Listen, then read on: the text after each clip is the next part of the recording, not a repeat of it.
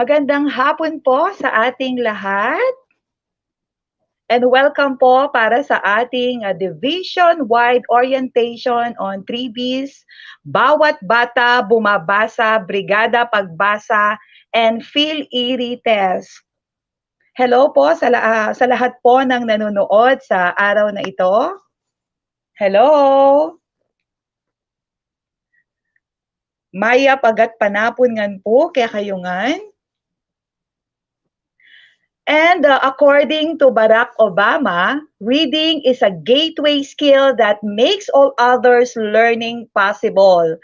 Kaya nga po sinasabi natin parati sa ating sarili na ang pagbasa talaga or ang pagbasa ang pag-asa para sa ating mga batang mag-aaral. So my fellow workers, welcome to the Division Orientation on 3Bs, Bawat Bata Bumabasa, Brigada Pagbasa, and PHIL-IRI test. Ako po, si Ginang Janet Y. Paras, mula sa Sapa Elementary School, Distrito ng Santo Tomas. And I am very honored and delighted to serve you as your MC in this wonderful afternoon, leading all of you to enjoy and learn on what was prepared for you today. Maraming salamat po sa lahat ng mga nakatutok ngayon sa ating StreamYard. Maraming salamat sa ating division core team headed by Ma'am Tin and Sir John. Thank you so much po. And to our management team headed by our EPSS, Sir Jun Cunanan and Ma'am Cherry Vinluan. Magandang hapon po sa ating lahat. First of all, I would like to seek your cooperation in completing this orientation. Tandaan po natin, lamang ang may alam. So nakapag-register na po ba tayo hanggang kanina? So dapat po nakapag-register tayo para sa araw na ito dahil marami po tayong malalaman sa araw na ito. Sabi nga ni Theodore Seuss Geisel, the more that you read, the more things that you will know, the more that you learn, the more places you'll go. Hindi po ba? Parang tayo na si Dora the Explorer, hindi po ba? Kailangan nating mag-explore, mag-engage, at saka i-embrace po natin ang bagong normal, ang bagong pandemya dahil nandyan na po yan. Kaya lahat ng ating ibigay na po natin ngayon. Ito ang tamang panahon para magkaisa po tayo, tayong mga guro dahil nakasalalay sa ating mga kamay para mabuhay ang bayanihan. Hindi po ba? Sinasabi natin talagang may bayanihan sa ating paaralan. Kasama na nga po dito ang Brigada Pagbasa. As stated in the Division Memorandum Number 408, Series of 2021, the Division Orientation on 4Bs, Bawat Bata Bumabasa, Brigada Pagbasa, and PHIL-IRI test, in support of the regional office effort to foster and sustain a culture of reading schools for the active engagement of learners in intensive and extensive learning and critical thinking through DepEd Memo number 173 series of 2019 and Regional Memorandum number 289 series of 2021 Bawat Bata Bumabasa or the 3Bs. And the Regional Memorandum number 289 or as mandated by the Central Office through DepEd Memo number 048 series of 2021, the Brigada Eskwela implementing guidelines with Brigada Pagbasa as one of its activities. This office is announcing today the conduct of the division-wide orientation via StreamYard and Facebook live stream. Specifically, the orientation aims to orient all teachers across learning areas on the 3Bs initiative of the department.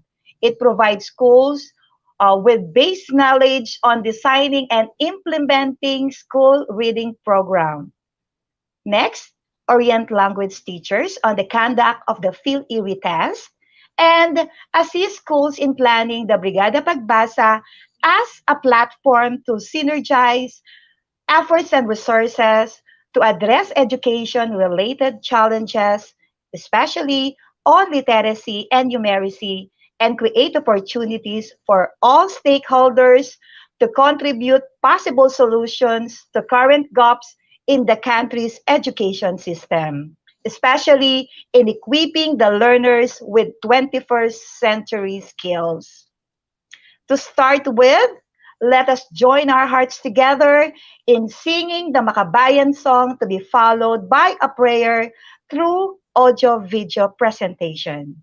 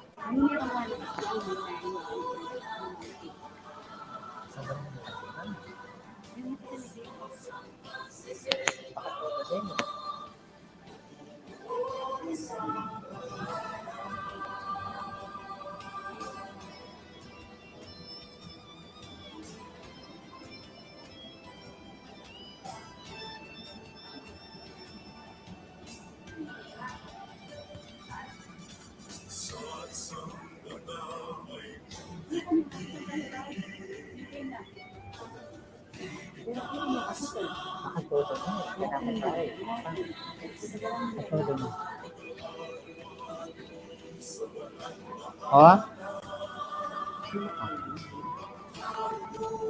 okay.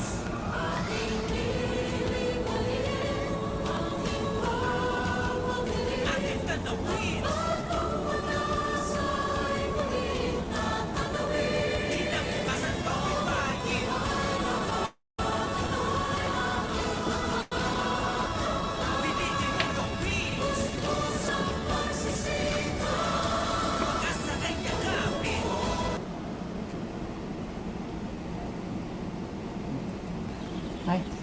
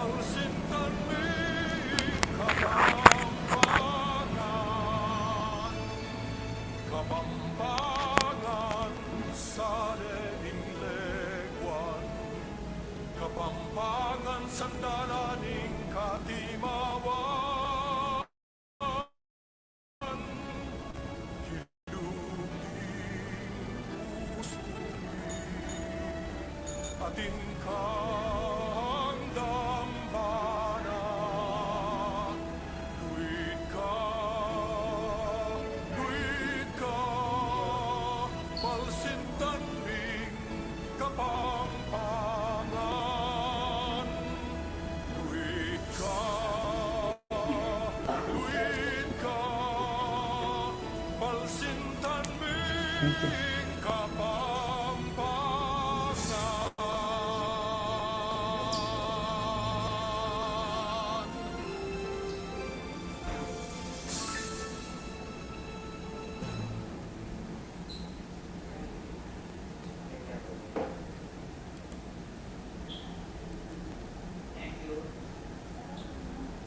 Marami pong salamat sa inyong lahat at sa lahat ng mga nakatutok ngayon na mayroon na tayong 3.2 viewers. Marami pong salamat.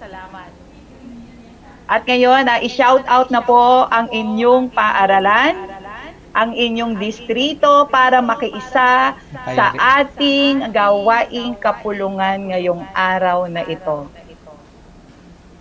At sa ating pagpapatuloy,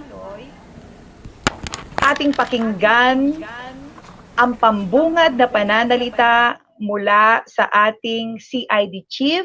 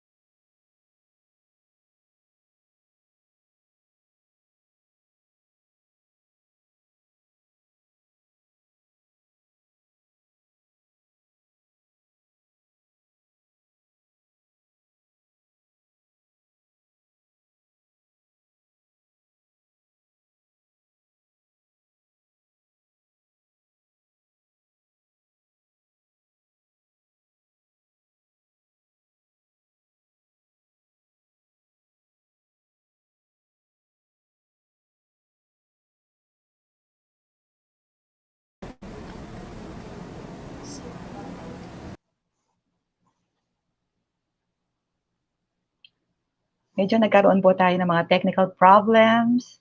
Kapag live ay talagang ganito po ang nangyayari. Para po sa ating panalangin, Sir John. Ay, ene po akakit, ma'am.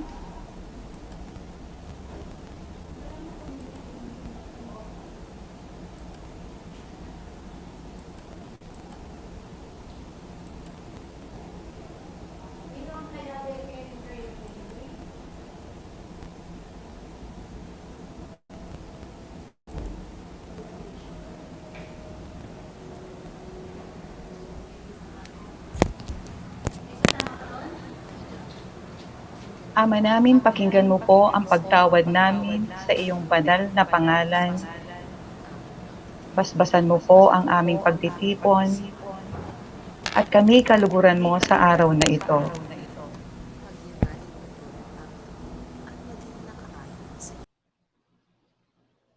Pagyamanin mo po, Panginoon, at maging nakaayon sa iyong kalooban ang aming pagkita-kita mula sa simula hanggang katapusan.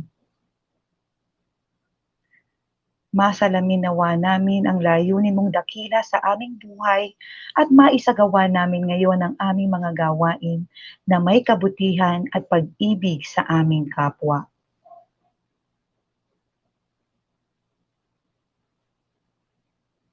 Kami po'y naninikluhod sa iyong harapan na kami iyong patnubayan at iwaksi sa aming kaisipan ang anumang masasamang kaisipan, inggit at pakikipag-alit sa aming mga kasama.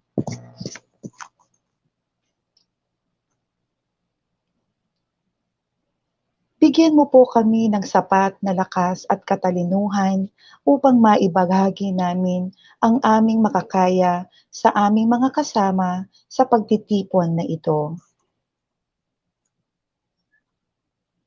Panalangin namin ang lahat ng ito sa pangalan ng iyong bugtong na anak na si Jesus. Amen.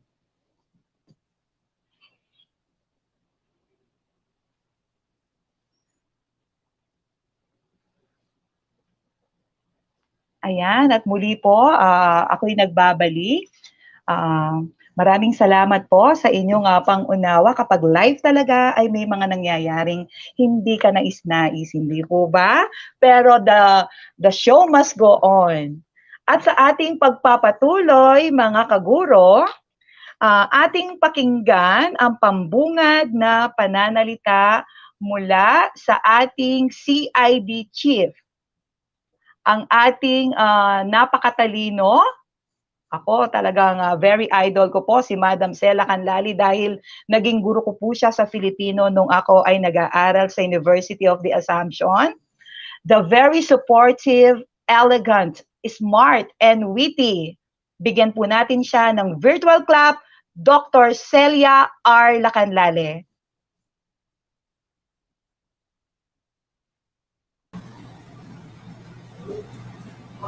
Hello, Ma'am Janet. Good afternoon po. Good afternoon po, ma'am. Good. Good Yes afternoon po. Salamat po. Thank you so much, Salamat Ma'am Janet, for moderating po this particular orientation for our teachers. Marami pong salamat. My respect to our dear superintendent, Engineer Edgar C. Domingo, to our two ASDSS, Dr. Melissa Sanchez and also Dr. Shirley Zipagan, to our two supervisors, particularly attending to this program, Sir Jun Kunanan and also Ma'am Cherry Binluan, to all our principals, English and Filipino teachers present, and to everyone, blessed and happy afternoon po. Let me share with you as I welcome everyone in this particular platform. Let me share with you at least three quotations. One, let him that would move the world first move himself. And Socrates is imploring all teachers, everyone. If we want really to move the world, we have to change ourselves first for the better. We have to become better persons, better leaders, better teachers. If we want to influence other people to be better as well. And as mortals, we cannot really move the universe, the world, neither other people or past events. But what we can only do is to change or do something at the moment, the present time.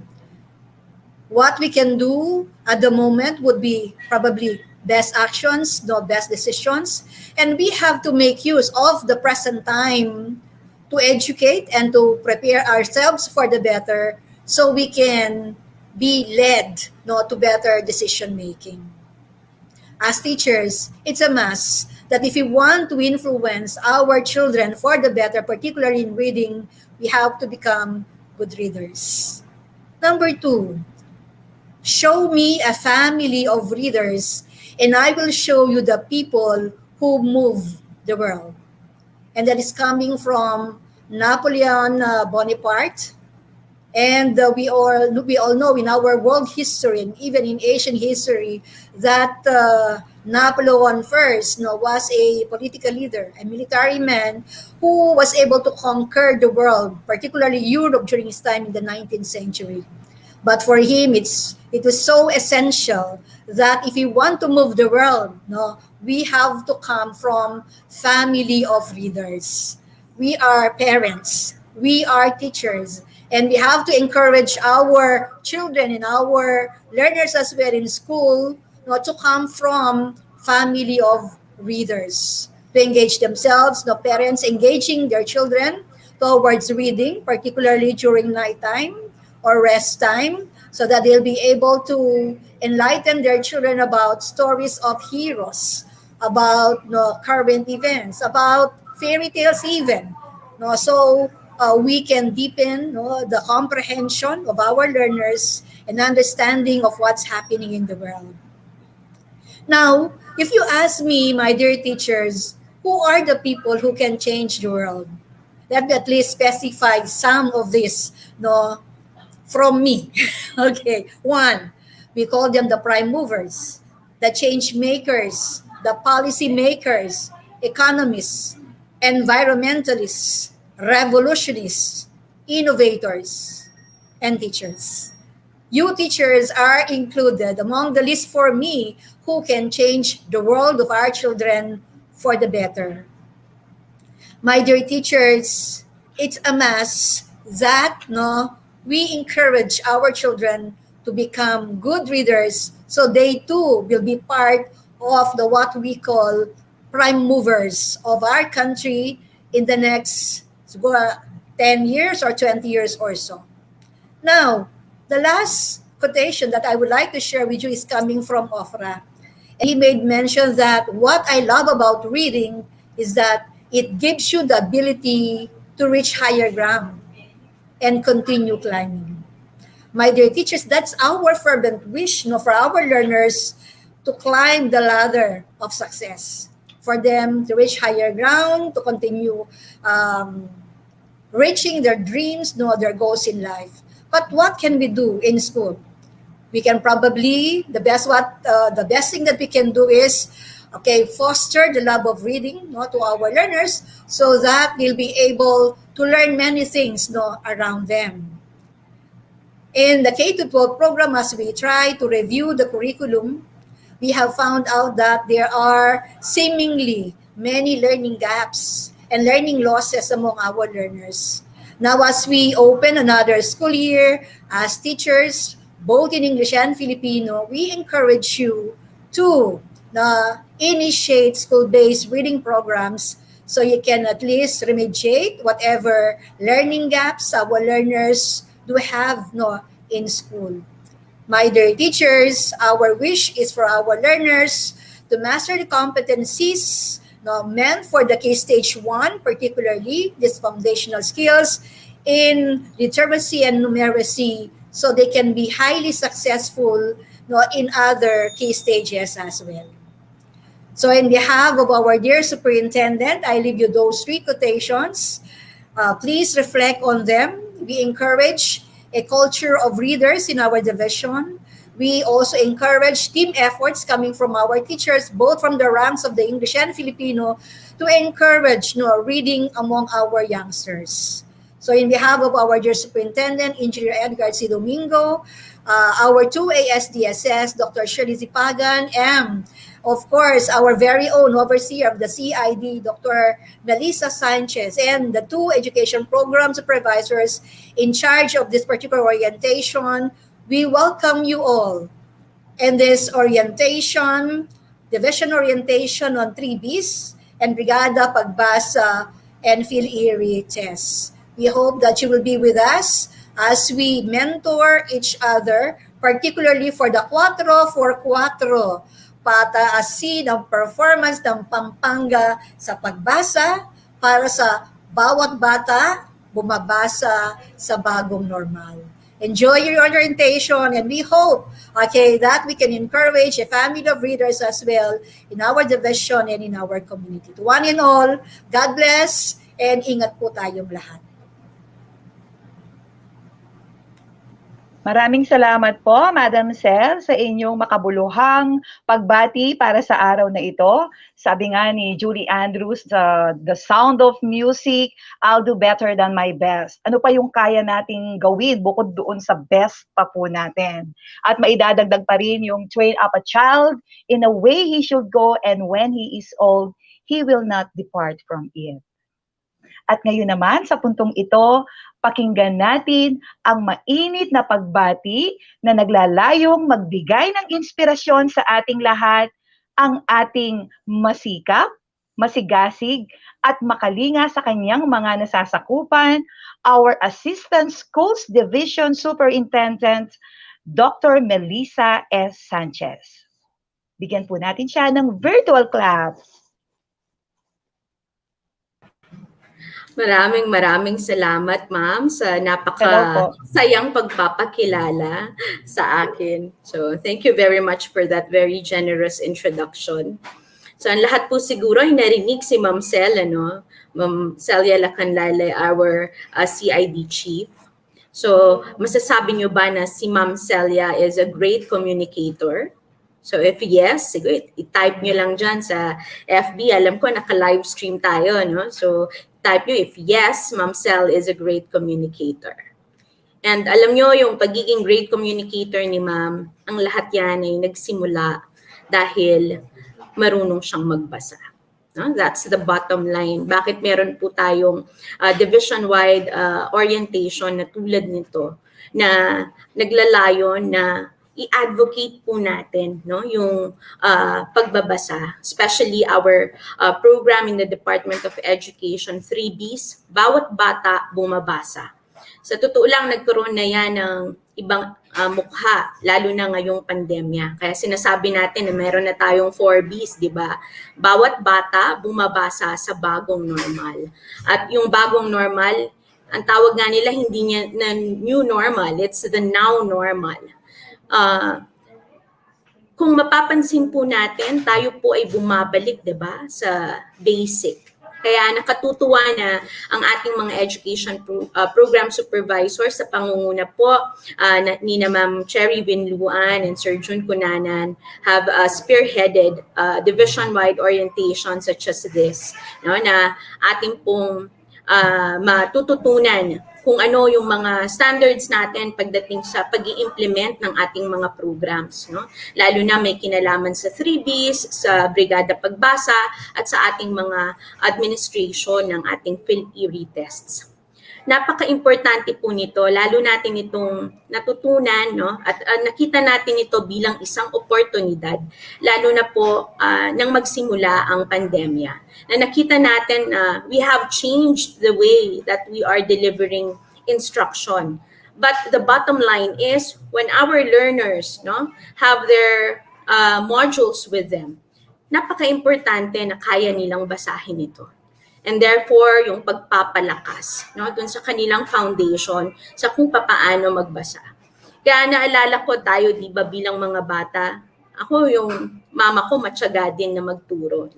So minsan habang nasa jeep ka, di ba, tinitingnan mo yung mga tindahan na makikita mo sa daan. At minsan kahit na mali-mali, inaaral mo kung paano sila basahin. So, pwedeng sari-sari store yan or pwedeng yung mga pangalan ng mga nakapaskil sa mga building. Pero yun yung mga naging founding years natin nung nagsisimula pa lang tayong magbasa. So kapag kilala na natin yung mga titik, mga letra, so magsisimula na tayo na makapagbasa. CVC, at hanggang bibigyan na tayo ng mga libro. Minsan, di ba, yung mga sight words, inaaral natin. Magsisimula tayo sa mga picture words hanggang sa matututunan na tayong magbasa ng unti-unti.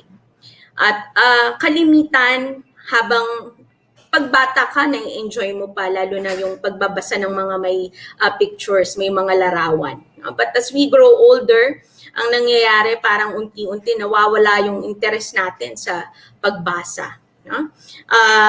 Kadalasan, hindi natin nakikita na, kumbaga, this is a source of comfort for some. Pero tama yung sinabi ni Ma'am Sel kanina. At doon sa una na pambungad ng ating MC, meron siyang nabanggit na ang pagbasa ay pag-asa. Ito ay isang slogan na pwedeng very familiar sa atin. Pero bakit nga ba natin sinasabi na ang pagbasa ay pag-asa? Ano ba ang pag-asa or hope na ibinibigay po sa atin ng pagbasa? So ang dami na po nating narinig ng mga quotations earlier talking about the significance of reading. But I have started it with Ma'am Sel being a great communicator. Kasi nga, yun po yung mahalaga, na tayo po ay, di ba, maipahayag ang ating sarili ng maliwanag. At ito isang napaka-importanting bahagi ng komunikasyon. And when we communicate to each other, di ba, we speak, we listen. And this involves words. At ang mga salita na ito, nagsimula natin silang matutunan, hindi lamang nung narinig natin sila, pero nung ating itong nabasa. So, kaya kailangan nating maunawaan na napakahalaga po talaga na ang bawat bata, ang bawat mag-aaral na meron tayo ay marunong bumasa. There was one time when I was still an OIC principal, na merong isang bata, na nagsusulat, pero nakita ko na yung pagsulat niya, parang nagdo-drawing. At nung tinanong ko, in-interview ko ng bahagya, totoo nga pala. So yung bawat titik, dino-drawing niya, only to find out na siya ay nasa isang grade 4 class, pero hindi po pala siya marunong magbasa. So naawa ako kasi, just imagine, nakikita niya po yung blackboard, yung pisara, na yung kanyang mga letra na isinusulat, hindi naman pala niya kayang basahin. So, sabi ko, bakit hindi natin alam na hindi siya nakakapagbasa pero bahagi siya nung klase, 'di ba? Tapos magaling sa mathematics yung bata pero hindi siya marunong sa reading. So, ang ginawa namin, pinull out, sabi ko, hindi siya masyadong makikinabang sa klase kung hindi naman talaga siya nakakapagbasa. So we have created a 2-week program. 2 weeks lang talaga yon. Na una, kaya pala hindi siya marunong magbasa kasi hindi niya pala alam yung mga letters in the first place. Litong-lito siya sa B, sa D, sa P. Kasi napapagbali-baligtad niya yon at hindi niya alam yung sound ng mga letters na to. Kaya talagang naisip ko, hindi talaga siya makakapagbasa. Okay? So, within a span of how many minutes? 20 minutes lang yata, na nag-review kami ng alphabet and then tinuro yung letter sound. Okay. Pagkatapos nun, nababasa na niya, baba. Babae. Tuwang-tuwa ako kasi within that span of ilang minuto lang na kausap ko yung bata, ang dali, ang bilis niyang na-pick up kasi yung basic yung natutunan niya. So, 'di ba minsan ganun lang talaga, Hindi dahil mahina yung bata, Hindi dahil hindi siya marunong. Kailangan lang natin malaman, kung ano ba yung kanilang difficulty, bakit hindi sila nakakapagbasa. At ito yung mga estratehiya na matututunan natin from our mentors for today na paano talaga natin magagawa na in a manner that is standardized the programs that we want to implement in our schools.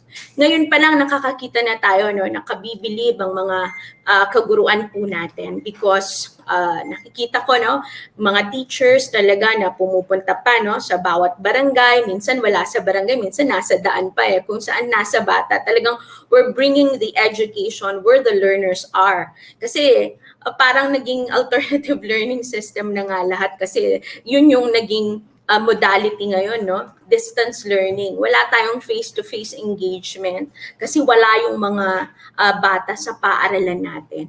Pero may mga pagkakataon na kailangan talaga na turuan natin sila. So kahit na paisa-isa, di ba? We're taking efforts so that we can actually arrange for some sessions with them wherein we can teach them how to read.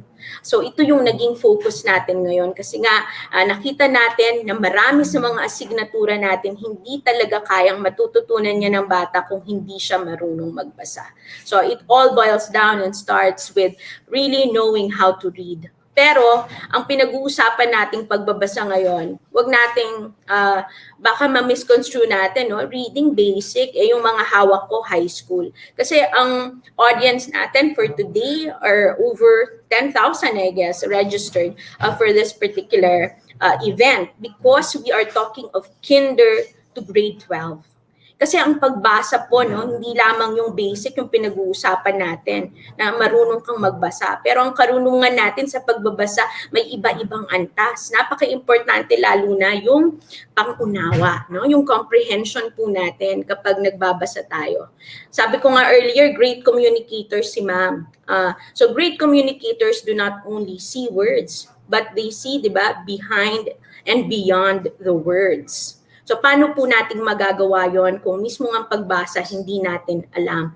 Marami sa communication breakdown, hindi nagkakaintindihan ng mga tao, hindi ba kahit meron silang parehong lengguwahe because mayroong mali sa pagkikipag-communicate. And before we know it, baka yan ang lahat ay nagmumula doon sa kakayahan natin sa pagbabasa at pangunawa.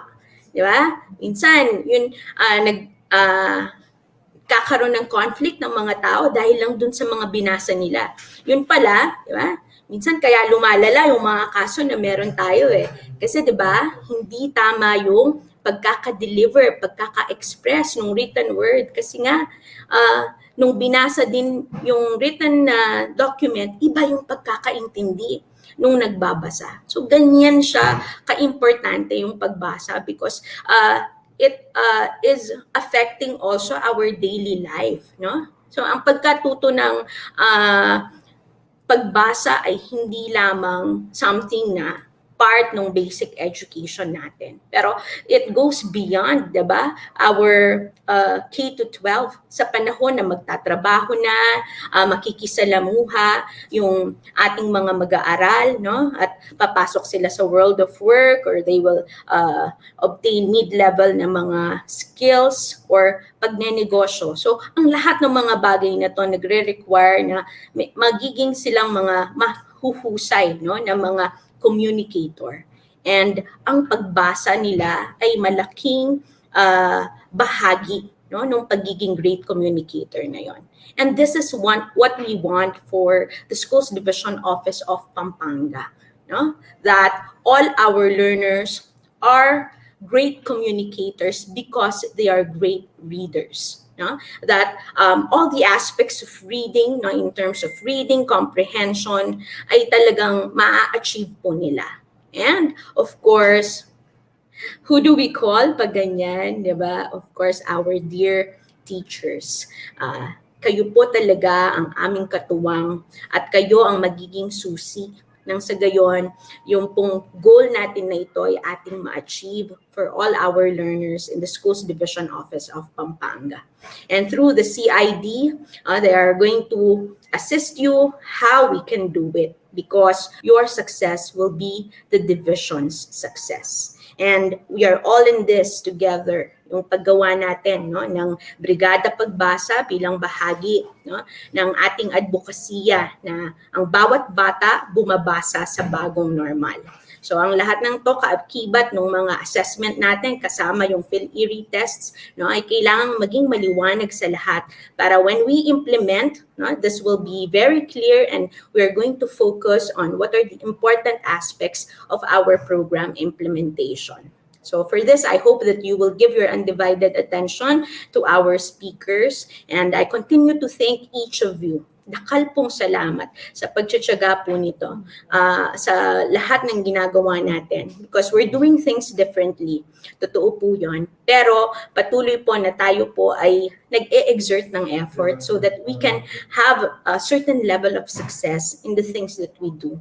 And we really appreciate each of you for the efforts that you are putting in order for us to implement our projects, all for the love of our learners in SDO Pampanga. Maya pagat panapon po kaya katamungan.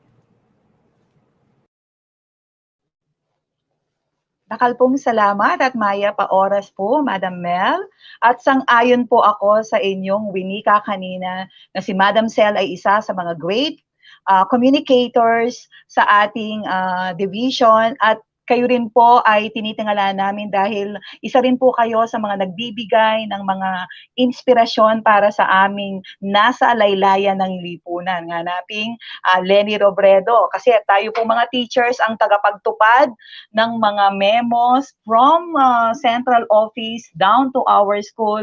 Kaya kung hindi po tayo magtutulungan, kaya nga yung ang sinabi po kanina, sa pagbasa talaga ay may pag-asa.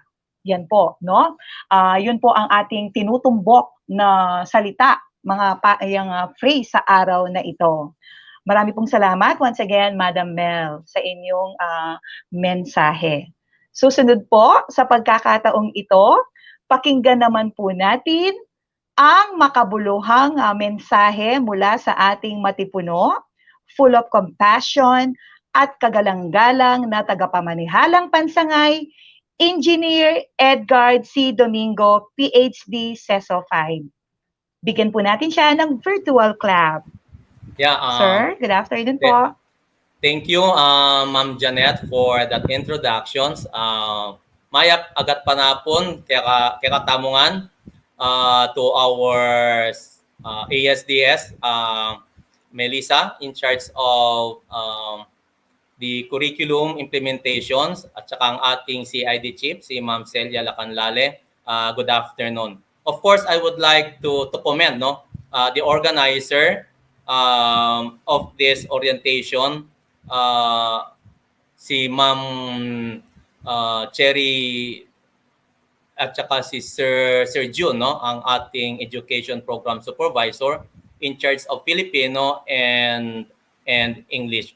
Well, I hope everyone listening are in good health at nasa mabuti sana kayong kalagayan, no? Though meron pa rin tayong pandemic, may mga ibang teachers tayo na nagkaka-COVID, sana ay doble ingat, no? Doble ingat tayo at pangalagaan natin ang ating sarili nang sa ganun ay magampanan natin ang ating tungkol bilang guro sa ating mga paaralan. Yeah, totoo nga ang napakahalagang ang matuto ang ating mga mag-aaral na makabasa, kaya inorganize itong orientation na ito nang sa ganun ay may patupad natin ng maayos ang ating programang na 3B, yung bawat bata bumabasa, ang Brigada Pagbasa at ang ating PHIL-IRI test. Kasi ang skills na ito ay very essential upang ang ating mga mag-aaral ay maging matagumpay sa kanilang pag-aaral.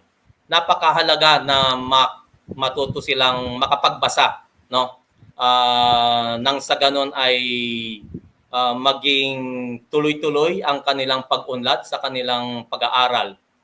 Without these skills, it's impossible for them to learn more things, at makapagtapos ng maayos sa kanilang pag-aaral. Kaya nga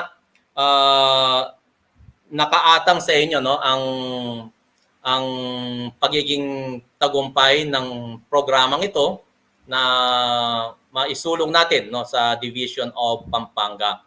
And hopefully no before the end of the school year, lahat ng ating mga mag-aaral ay nakakapagbasa na lalong-lalo na doon sa mga ating mag-aaral sa nasa mababang level no sa mula kinder hanggang grade 3. So it's nice to see to hear everyone na ating mga mag-aaral ay makabasa bago matapos ang school year na ito. At yan ay nakasalalay sa inyong mga kamay, no? Kaya nga I would like to commend everyone, no? Saludo ako sa inyong lahat dahil sa pinapakita niyong commitment na pagtuturo sa ating mga mag-aaral. And I am one with you, no? I'm happy, no, na makita ang ating mga mag-aaral na makapagbasa bago matapos ang school year na ito. Ito ay hindi lang pangarap, isang pangarap ng SDO Pampanga, hindi lang isang pangarap nyo na isang guro, but ito rin ay isang pangarap both ng ating mga magulang at ng ating mga mag-aaral. So sa darating na panahon, siguro ay makakamit na natin ang PBB sa SDO Pampanga. That is, Pampanggenyong bata bumabasa. Muli, Maya Pagatpanapon kaya Katamungan. Dakal pong salamat, Sir. Maya Pagatpanapon po. Kaya kayong binyeng oras kaya kami. Maraming salamat po sa ibinahagi niyong mga mensahe at pananalita. Naway maisabuhay po namin ang mga ito at maisapuso ang lahat ng aming matututuhan. Sabi nga ni John Dewey, hindi po ba? Education is a continuous process. Hindi po tayo titigil hanggat nakapagbabasa na po ang mga bata. Hindi po ba? Sa K-12, ito yung pinakamithiin ng K-12 curriculum na makabuo tayo ng ganap na mag-aaral na may kapaki-pakinabang na literacy. At ngayon naman po, tingnan po natin kung ilan na ang ating mga viewers ngayon. Ilan na po ba? O meron na po tayong 4,000 na viewers. Marami pong salamat sa inyong lahat para kilalanin natin ang mga nanunood sa kani-kanilang tahanan dahil work from home po tayo. Yung iba naman ay nasa school naman. Narito po si Madam Ancia D. de la Peña, Master Teacher 2 ng San Roque Dao High School. Hello Ma'am po. Ancia. Yes Hello po, po. ma'am. Good afternoon. Dinig po ako, Ma'am Janet. Kita Yes po. loud and clear. Yes po. Okay, thank you so much once again, Ma'am Janet Paras. A pleasant afternoon po sa tatay natin sa Division of Pampanga, Sir Edgar Domingo, sa ating mga ina, CID Chief, Ma'am Sel, Ma'am Melissa, sa ating mga mentors, Sir June, Sir Jan, Ma'am Cherry, at lahat po ng mga EPS po natin, tsaka PSDS. Okay, so this afternoon po, kanina narinig ko po na sinabi po na ng ating SDS na soon, marireceive na po natin yung PBB. PBB, hindi po ito yung cash, kung hindi po ito yung dream ng Division na Pampanga. Pampanggenyo, bawat bata bumabasa. Opo. At sa pagkakataong ito, iugnay po natin ang ating magiging roll call dito sa pangarap po ng Division of Pampanga. Hindi po magkakaroon ng katuparan yan kung hindi po magkakaroon ng pagkakaisa at initiative po ang mga guro ng Division of Pampanga. At ito po yung pagkakataon natin para mabasa po yung Sir Edgar at lahat po ng mga nandito kung ano po yung magagawa ng mga teachers, okay, para po sa ating mga mag-aaral. So mula po sa Silangan, Pakanluran, ituloy po sa Timog hanggang Hilaga. Para po sa ating roll call, bigyan po natin ng pagkakataon na mag-comment po sa ating live chat ang mga mga East sector. Yan po para sa ating roll call. Pasisimulan po ng East sector. Ano po yung PBB na gusto nyong maipangako para mabasa po ng ating mga tagapamuno ng Division ng Pampanga. Sige, simulan po ng West Sector. Pwede po tayong mag-chat sa ating live chat.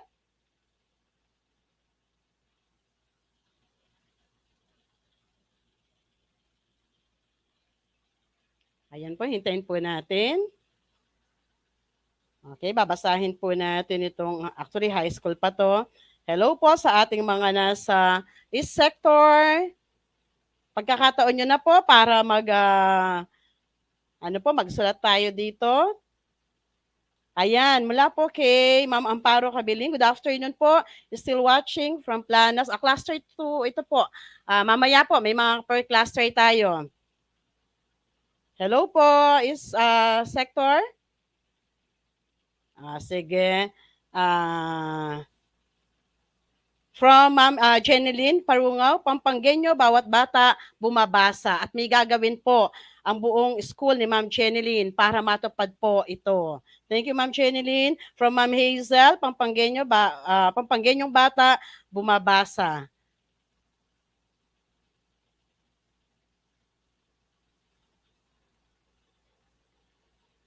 Next po, proceed po tayo sa atin pong Kanluran or West Sector. Asan po ang mga West Sector? Pampangenyong bata bumabasa, watching from Magsaysay Elementary, Guagua West District. Thank you, Ma'am Jenny Morales.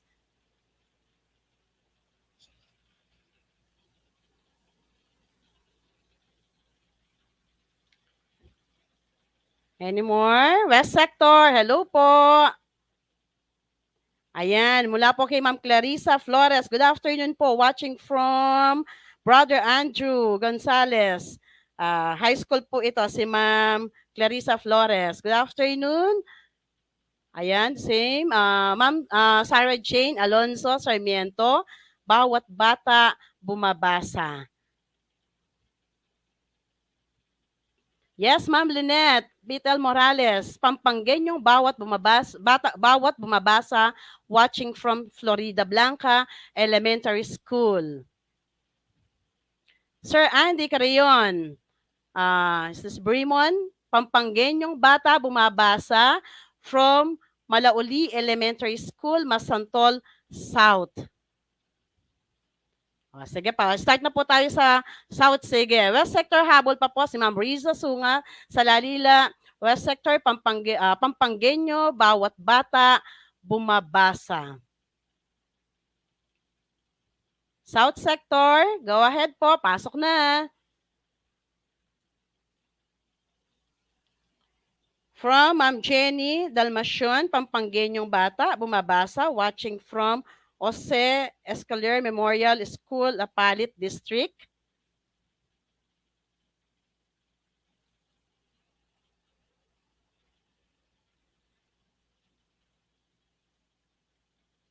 Okay, next one. The North Sector po. Ito po yung mga kasama nating mga guro sa elementary na mula naman po sa Hilaga. Ma'am Marlene Cunanan, Pampangenyong bata bumabasa, Road to Zero non-reader, San Juan National High School, San Luis. Sa secondary rin po si Ma'am. From Marilyn Soriano, the same, Pampangenyong bata bumabasa. Good afternoon, Ma'am Susan Gamboa. From Lubao North, Pampangenyong bata, Pampangenyo, bawat bata bumabasa ng may pangunawa. Oo nga naman po. Hindi lang basta nakababasa, dapat po merong comprehension. Next, Ma'am Amy Mercado from North Sector. Pampangenyong bata bumabasa from Porac West District. Ayan po ang mga kaguro po natin sa elementary. Anaram Daray, Madam Anaram, Pampangenyong bata, bawat bata bumabasa, watching from Santa Lucia Elementary School, Masantol North District. Ma'am Lorely Cruz Cunanan, good afternoon po. Pampangenyong bata bumabasa from San Juan Banyo Elementary School. Okay. So, panghuli na po muna sa elementary natin, si Ma'am Crystalline Duya from North Sector.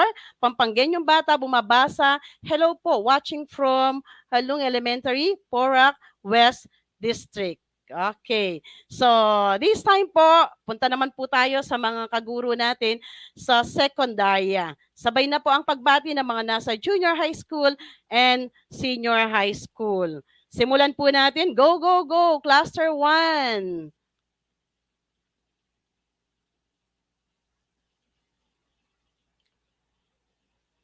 From Ma'am Maria Cristina Pangaronan, Pampanggenyong bata, bumabasa.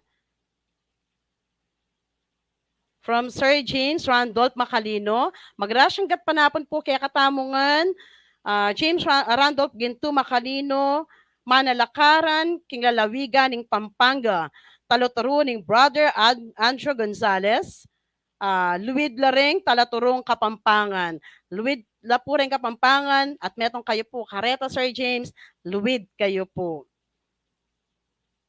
From Ma'am Rebecca Ronquillo, Pampanggenyong bata, bumabasa from San Vicente National High School. I think cluster 3 po si Ma'am Rebecca Ronquillo. So, thank you so much, cluster 1. Hindi po, magpapahuli syempre ang cluster 2. Pasok po, cluster 2.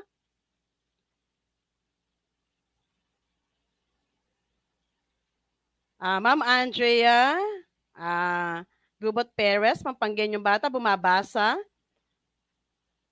Ma'am Rebecca Ronquillo, hello from, ay nabasa na po kanina. Sir Irvin, happy afternoon po. Pampanggenyong bata, bumabasa from cluster 3 po, inuna na niya. From Ma'am Chanel Garung, Pampanggenyong bata, bumabasa from Chanel Sub It in Porac Model Community High School. Tama po ba yung pagkakabasa, Ma'am Chanel?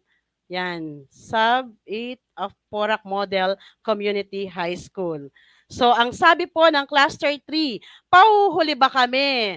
Pasok po, Cluster 3. Pahabol po si Ma'am Christina Paganoran of Cluster 1, Pampanggenyong bata, bumabasa, paggabay mula sa bahay para sa bata.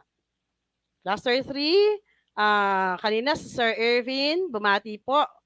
Ma'am Sheikh Kulala, Pampanggenyong bata, bumabasa. Next one. From Jocelyn Flores Belaong. Cluster 3 po, Pampanggenyong bata, bida sa pagbasa mula po sa Basa Airbase National High School. Hello po, Sir Ricky Balingit, Idol, Pampanggenyong bata, bumabasa at nakakaunawa from San Vicente National High School, Cluster 3. Hello pa, Ma'am Rochelle Almario Ramos, Pampanggenyong bata, bumabasa. Happy afternoon for watching from Pagyuruan National High School. Okay, ito naman po ang pagkakataon. Pasok po, Cluster 4.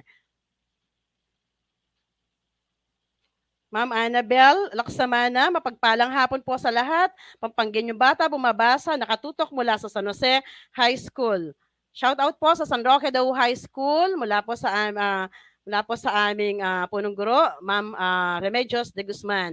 Ma'am Hazel Lapus, PBB, Pampanggenyong bata, bumabasa from East District Cluster 1, Camba High School, Arayat. Dep Edio Pampanga, Luwid ka, long life. God bless po. Hello po, Ma'am Cherry Lopez. Sabi po niya, Pampanggenyong bata, bumabasa ng may pangunawa. Watching from Potrero National High School, Cluster 4. Happy afternoon po, Ma'am Cherry Lopez. Hello, Ma'am Doreen Gonzalez, EBB, magandang hapon po, San Isidro High School, Santa Ana, Cluster 4. Ayan, naging aktibo po at talagang matatatak po niyan sa isip ng bawat guro na nandito po ang PBB. At syempre, ayan po si Sir RV de la Mesa Lopez, Pampanggenyong bata, bumabasa, sa pagbasa may pag-asa. Watching from Don Antonio Lichi 1 Integrated School, Cluster 4. Pwede na po natin tawagin ngayon. Thank you so much, Cluster 4 o Cluster 1 to 4. San ka pa kung hindi pa po sa susunod na cluster? Cluster 5.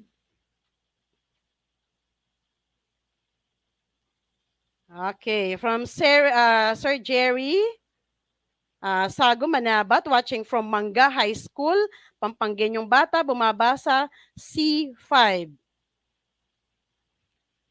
From Ma'am Giselle Yambao, Pampangueñong Bata, bumabasa ang Pulonggubat High School, Candaba, Pampanga, sama-sama at magtutulungan upang lahat ng mag-aaral ay maging mahusay sa pagsusulat at pagbasa ng may pangunawa. Yes po, Ma'am Giselle, salamat po. Hello po kay Ma'am Nancy de Guzman, Dagohoy, Pampangueñong Bata, bumabasa from Mandili High School, Candaba, Cluster 5. Ano po ang sabi ng Cluster 6? We are coming. Pasok po, Cluster 6. Habol po, yes, Ma'am Ma'am Marian Franco Taruk. Good afternoon po. Pampangueñong Bata, bumabasa ng may pangunawa. Watching from San Isidro National High School, San Luis. Ingat po tayo palagi. Opo, thank you so much, Ma'am Marian Taruk. Next, Ma'am Maria Lourdes Binuya, Cluster 6 from Cancinella High School, Pampangueñong Bata, Pampangueño, bawat bata bumabasa. Thank you, Ma'am Lourdes. Huliman daw po, pero tiyak na magaling. Sige po, Cluster 7. Thank you, Ma'am Susan Valloyas, Pampangueñong Bata, bumabasa, watching from San Matias National High School, Cluster 6. Ayan na po, pasok na po tayo sa Cluster 7.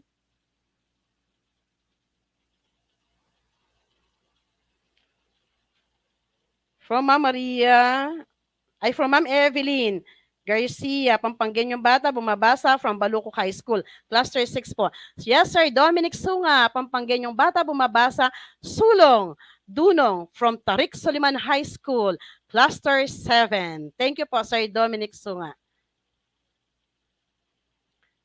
Yes po, Ma'am Rica Gavino, Pampangueñong Bata, bumabasa ng may pangunawa. Watching from Caduang Tete National High School, Cluster 7. Hello po, Ma'am Ligaya Malyari. Sabi po niya, Pampangueñong Bata, bumabasa. Watching from Masantol High School, Cluster 7. Happy afternoon po. And last but not the least, hello po, Sir Emmanuel Gomez Flores, Pampangueñong Bata, bumabasa para sa bansa. Watching from Santa Maria National High School, Cluster 7. Ayan po, ang dami pong gustong post pa ng kanilang mga message. Okay lang po, basta tuloy-tuloy po. Lahat po yan mababasa natin. Pero hindi po ito yung seminar proper natin.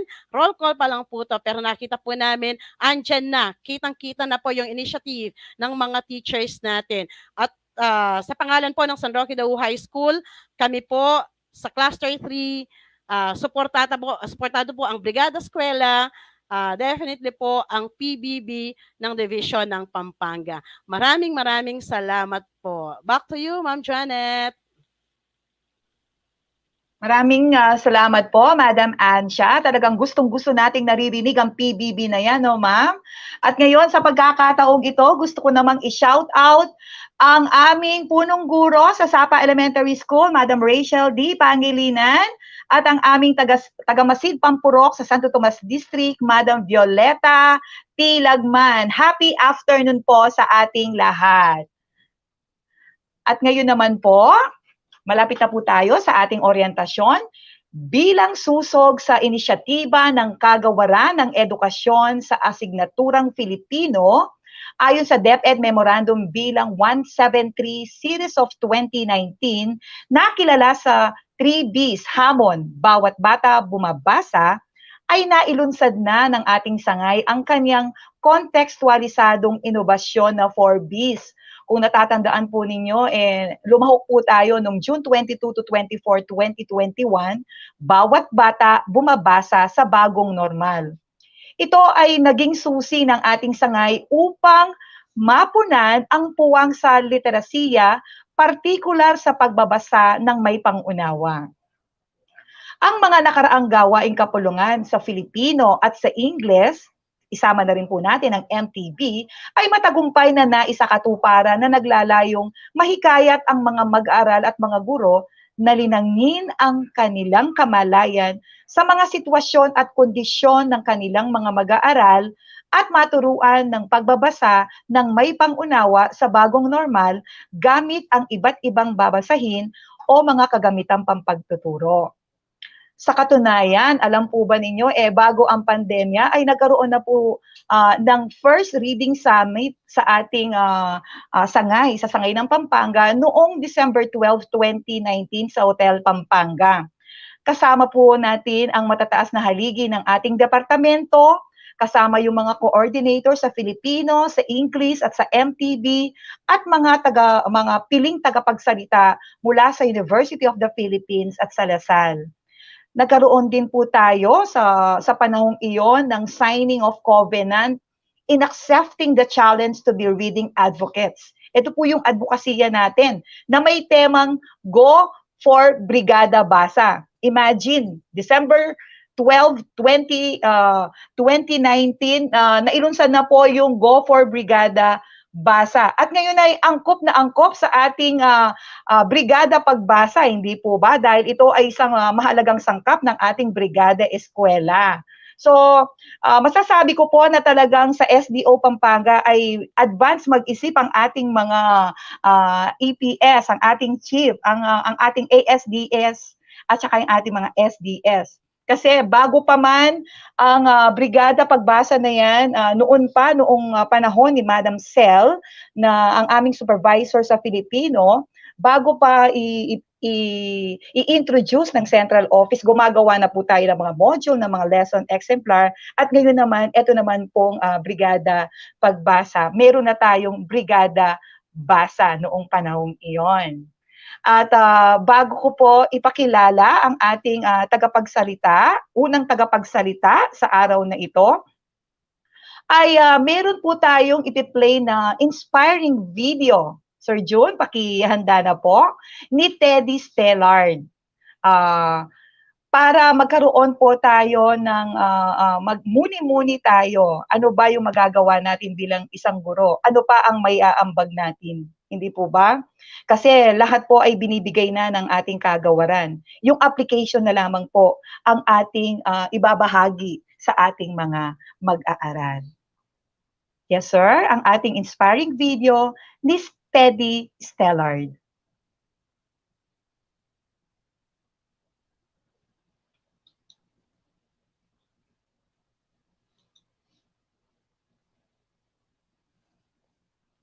Okay.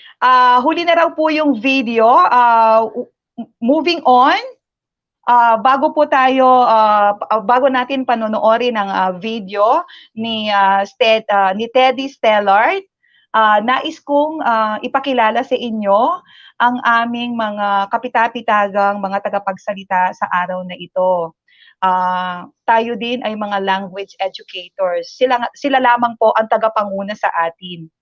Una po dito, upang bigyan ng linaw ang mga agam-agam sa pagtuturo ng pagbasa, bigyang saysay ang nailunsad na 4Bs, bawat bata bumabasa sa bagong normal sa ating sangay, ang kahalagaan ng Brigada Pagbasa at ang mga panuntunan sa pagsasagawa ng PHIL-IRI test. Narito po ang ating masipag, mapagkalinga, at tunay na may puso sa mga batang hirap sa pagbasa, ang walang kapaguran sa pagsasaliksik ng mga makabagong pamamaraan ng pagtuturo sa Filipino, mga kaguro, kapwa ko guro, salubungin po natin si Dr. Cherry G. Vinduan. Ma'am? Maraming salamat po, Ma'am Janet. No? Mula kanina, talagang busog na tayo no? Sa mga acronym po na pinag-uusapan ay pagbasa. No? Pero iisa ang tunay na tumatak sa ating mga kaguruan. ang PBB. Talagang wala nang sasarap pa, no? Sa salitang PBB, no? Performance-based bonus, yun ang pinag-uusapan. Pero dito, kaibang-kaiba po, no? Ang ibinigay at iniwan sa atin ng ating tagapamanihalang pansangay na si Engineer Dr. Edgar C. Domingo, na bawat batang Kapampangan dapat ay bumabasa. So, Pampanggenyong bata, bumabasa. Yan po ang nakaangkla, no, sa ating pag-uusapan ngayong hapong ito tungkol po sa paglunsad ng Brigada Pagbasa ng ating kagawaran, na kung saan ito po ay nakapayong sa pinakamalaking 3Bs initiative o hamon ng bawat bata bumabasa. Tunay nga na kailangan ng bawat bata sa isang paaralan ang siya ay maging mambabasa upang maunawaan kung ano ang mga nangyayari at mangyayari pa sa kanyang kapaligiran. My respect po to our school's division superintendent, of course, Dr. Edgar C. Domingo, our ASDSS, two ASDSS in the person of Dr. Shirley Zipagan, and just recently who gave us an inspiration and a very nice explanation, no, on how she expounded po reading, Dr. Melissa Sanchez, and of course, the best in communication, our language teacher in Filipino, Dr. Celia Lacanlale, ang ating CID chief. My partner po in the language, Sir June Cunanan. And of course, kayo po na nasa harapan namin, hindi man mabilang ang numero ng mga nakatutok sa ating oryentasyon, nag-uumapaw po ang aking puso, no, sa pakikiisa ninyo sa ating adhikain na sana bawat bata ay bumabasa kahit sa gitna man ng bagong normal. Pero mayroong kakaibang inilunsad, no, at ilulunsad ang ating kagawara, ang ating sangay, no, division ng Pampanga, yung tinatawag nilang 4-4-4, kasi may 4Ps at may 4Bs. At yan po yung pag-uusapan natin, no? Well, I'm so glad po that we were able, no, to have the chance to be together in this division orientation po on the Brigada Pagbasa, the 3Bs initiative where the bawat bata bumabasa, as well as how, no, to conduct or administer the PHIL-IRI test. So we will be talking about here the importance of reading assessment. Sabi nga po kanina, no, we were bombarded, we were filled with a lot of inspirational words about reading. Pero iisa po ang nais kong ibahagi sa bawat isa sa atin, no? That we always aim to create readers in our own school. What is readers in my own definition?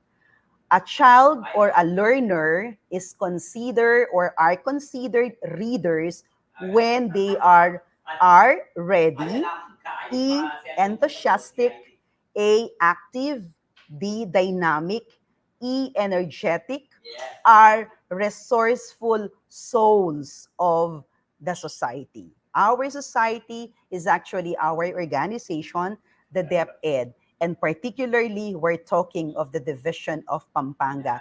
Our very aim is to make our Kapampangan learners readers. When we're talking of readers, it's not just a mere reading or a decoding person, but with comprehension. Remember that the formula for reading is language multiplied by comprehension equals reading. So allow me po to share with you my presentation about our orientation on the so-called Brigada Pagbasa, or what we say, Bawat Bata Bumabasa Initiative. Okay? So, allow me to share po my work. Ayan. Okay po.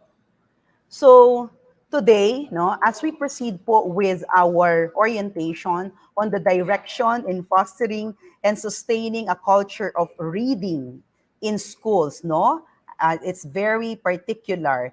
It's a reading in school. So this is actually an implementation guidelines of the Department Memorandum 173 series of 2019. If you still remember the Tribis initiative, Bawat Bata Bumabasa is an advocacy. It's a hamon, no? Isang hamon para sa ating lahat ang tinatawag nating Bawat Bata Bumabasa. Pero paano po naibigay o nailagay o naisama ang tinatawag nilang Brigada Pagbasa?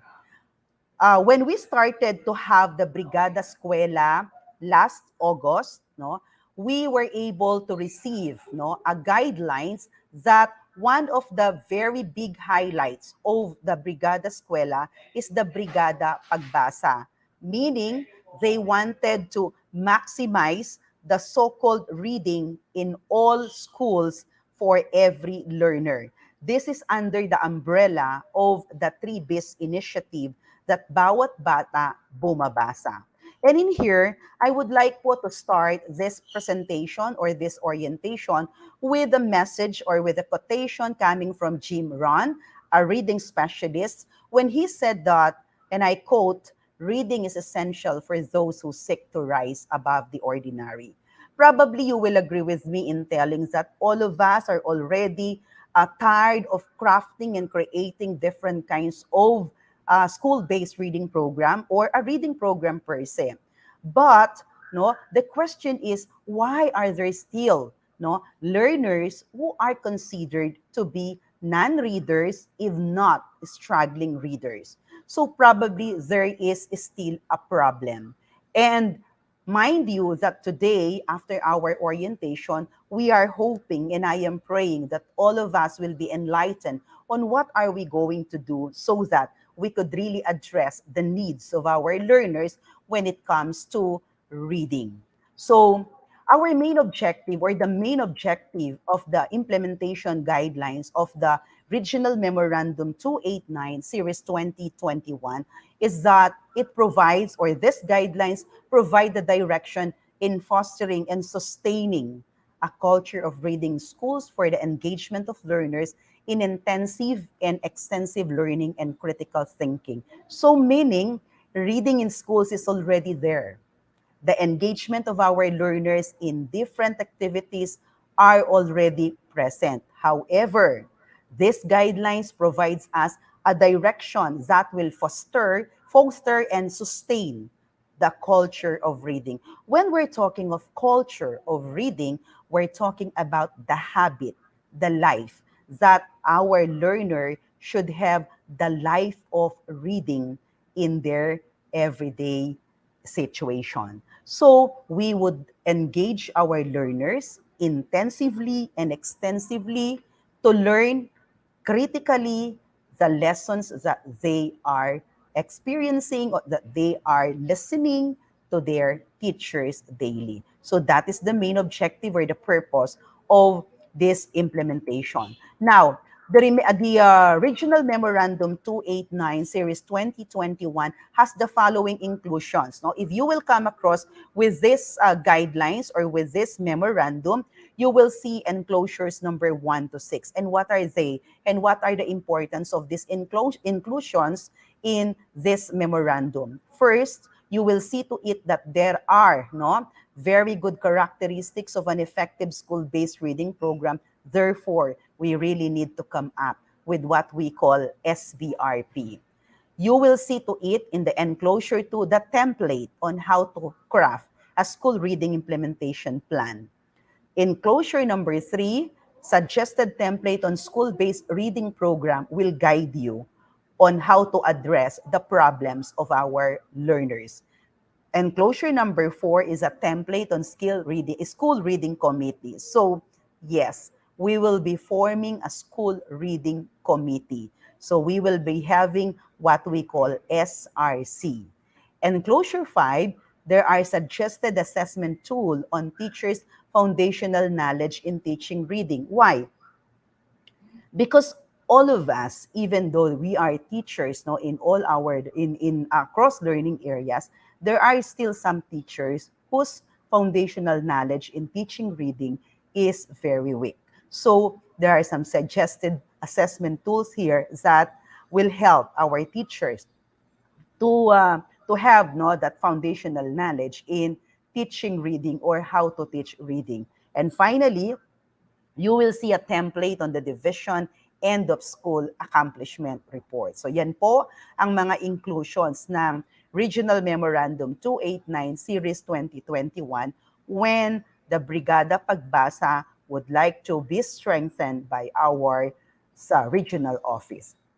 Now, the rationale of the Regional Memo 289 Series 2021 is under the Department Memorandum 173 Series 2019, which is called the 3Bs Initiative or the Bawat Bata Bumabasa. Now, what is the rationale behind this 3Bs? The very purpose, the very aim of this initiative is to make every learner not just a reader, but a proficient and an independent one. An independent and a proficient reader in schools and across region who are tasked to capacitate the learners in developing their reading skills. And sino po ang mga ito? We, the teachers. We will be capacitating our learner to develop their reading skills by making them proficient and independent readers. Another thing, it mandates the regional office, the 3Bs or the Department Memorandum 173 Series 2019 mandate the regional offices to promote and sustain a culture of reading that is anchored on reading theories, researches, and practices leading to designing effective reading programs. So, when we think or when we thought of designing an effective reading programs, take note that there are some reading theories and researches and best practices that will promote and develop what we call a very good research in reading. And finally, the rationale of this is that it must geared towards achieving improved learners' reading proficiency where learners can read and comprehend. Ito yung pinag-uusapan natin at naririnig natin simula kanina. Can read and comprehend independently at their grade level, which shall ultimately result to increase learning achievements or outcome.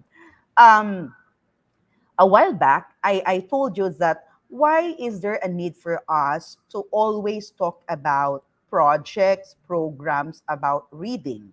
No, this is a perennial problem that we are experiencing, that every year we really meet learners who are struggling and sometimes they are non-readers. Yung sinasabi nating bulag sila. Pero naniniwala ba kayo na hindi po o walang bulag when it comes to reading? Truly, when Ma'am Mel discussed with us how she interprets the reading of the child na nakita niya doon sa school kung saan po siya principal, that she or that the child could draw, that the child could write the letters or the alphabets, but then to her surprise, she or he doesn't know how to read. And that is very true. That is very real. And we can address those problems upon coming up with this orientation. Now, what is the scope of this memorandum?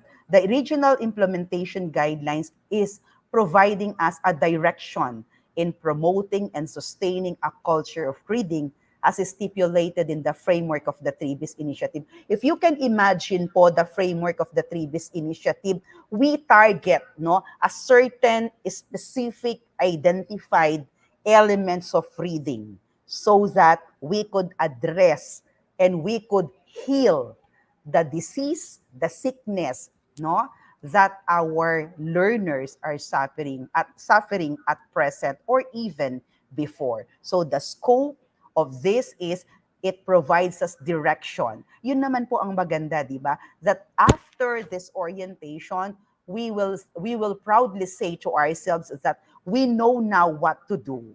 We know now what is next. We know now how to address the gray areas or the problems that our learners are encountering.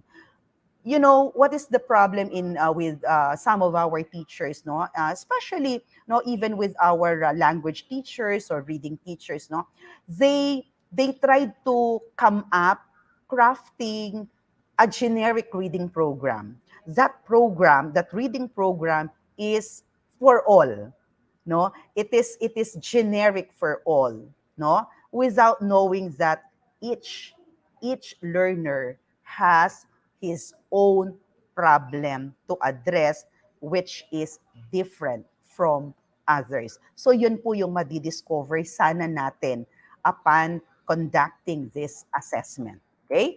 You will see in the guidelines, no, the two definition of terms. The 3Bs, the bawat bata bumabasa, is not just merely bawat bata bumabasa per se, but it refers to the DepEd's campaign of reading proficiency and literacy. When we're talking of literacy, we're not just talking about reading and language, but also numeracy.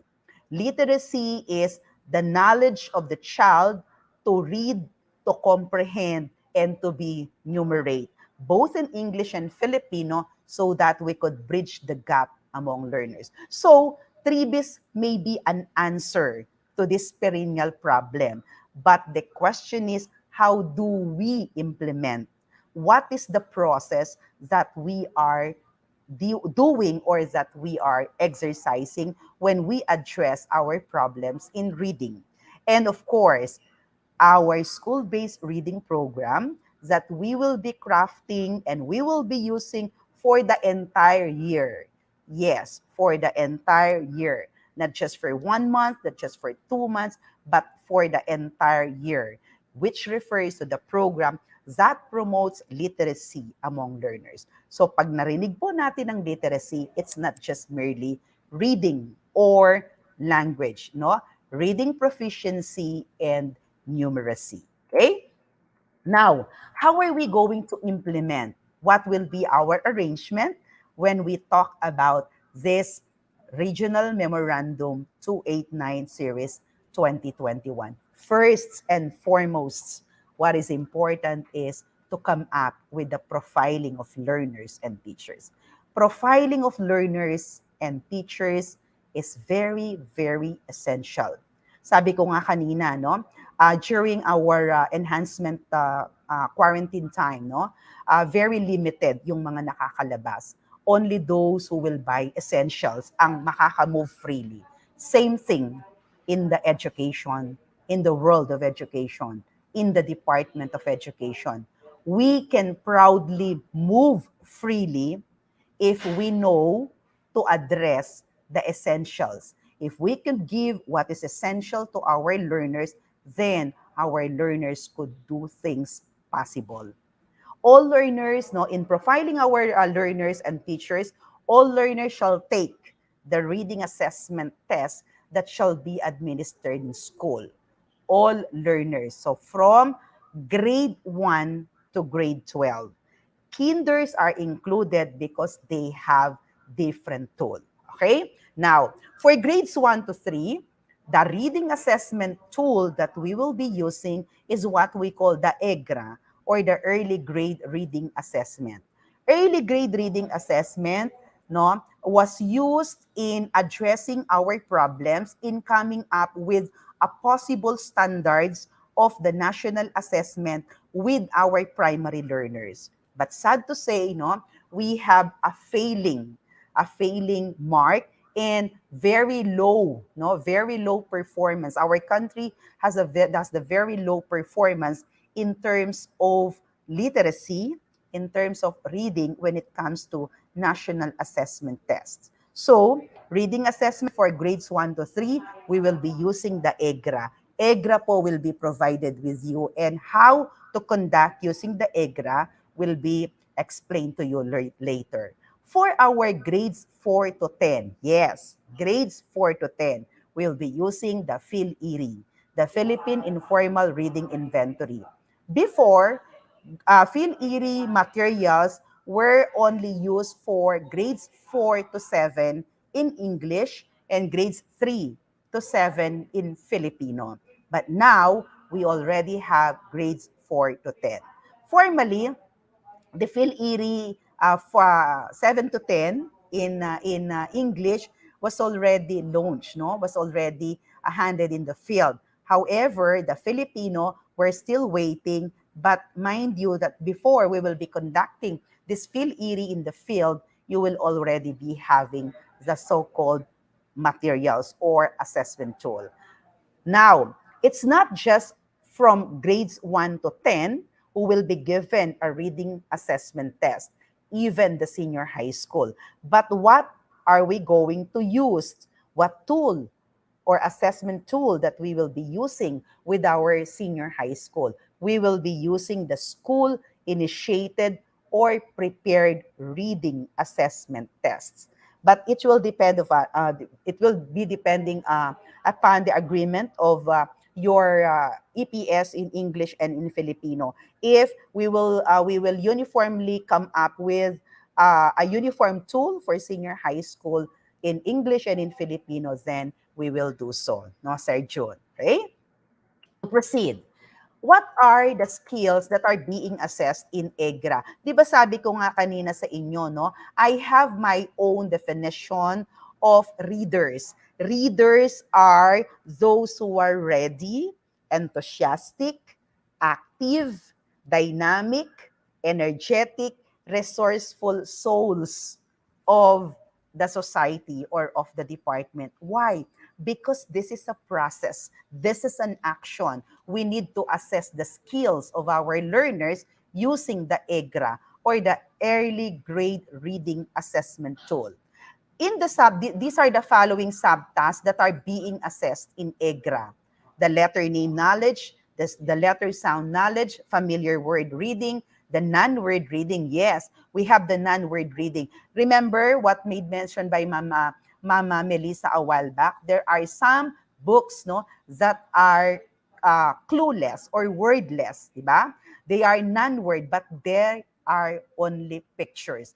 But they could be reading materials, because when a child is surrounded by a print rich environment, that child has the chance to become a good reader. We will also be assessing the oral reading fluency passage and oral reading comprehension, listening comprehension passage, and the dictation. The last two are the lists, no, being treated, being strengthened by our teachers, the listening comprehension and the dictation. So the result is, dito po mababa yung ating mga estudyante. That whenever you let them write a certain passage using the dictation, they could hardly write it properly or correctly because they lack the ability to spell and follow the mechanics. Why? Because listening comprehension was not assessed and was not properly developed. So yan po yung ating mga ina-assess in the EGRA. Okay? So now, to whom and how to administer EGRA? EGRA tool will be used, no, to all grades 1 to 3 learners in assessing their reading level. How to?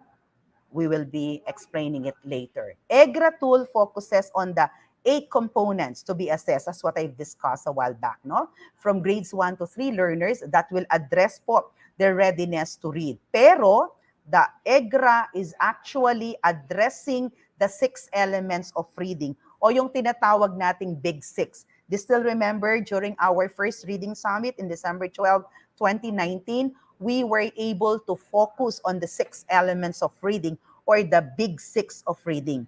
Because according to reading specialists and reading experts, when a child, no, was able, or when a teacher was able to develop among their children or learners the Big 6 elements of reading, wala na po tayong problema. Everything will follow. Now, what are the 6 elements of reading that are needed to be developed among our learners to become what we call a reader?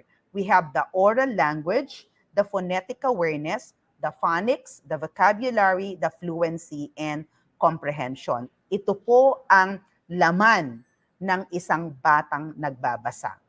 EGRA can be administered using the mother tongue of the learners or upon it depends no on the set schedule of the SDO. Sabi nga natin, these are grades 1 to 3 and we are using the mother tongue of the child as a medium of instruction. So our teachers can use the mother tongue in administering the EGRA. Okay? So pwede po tayo ng Kapampangan, pwede po tayo ng Tagalog or Filipino, and it can also be in English. Depende po sa kung ano ang mas madaling mauunawaan ng bata. And we have to be flexible.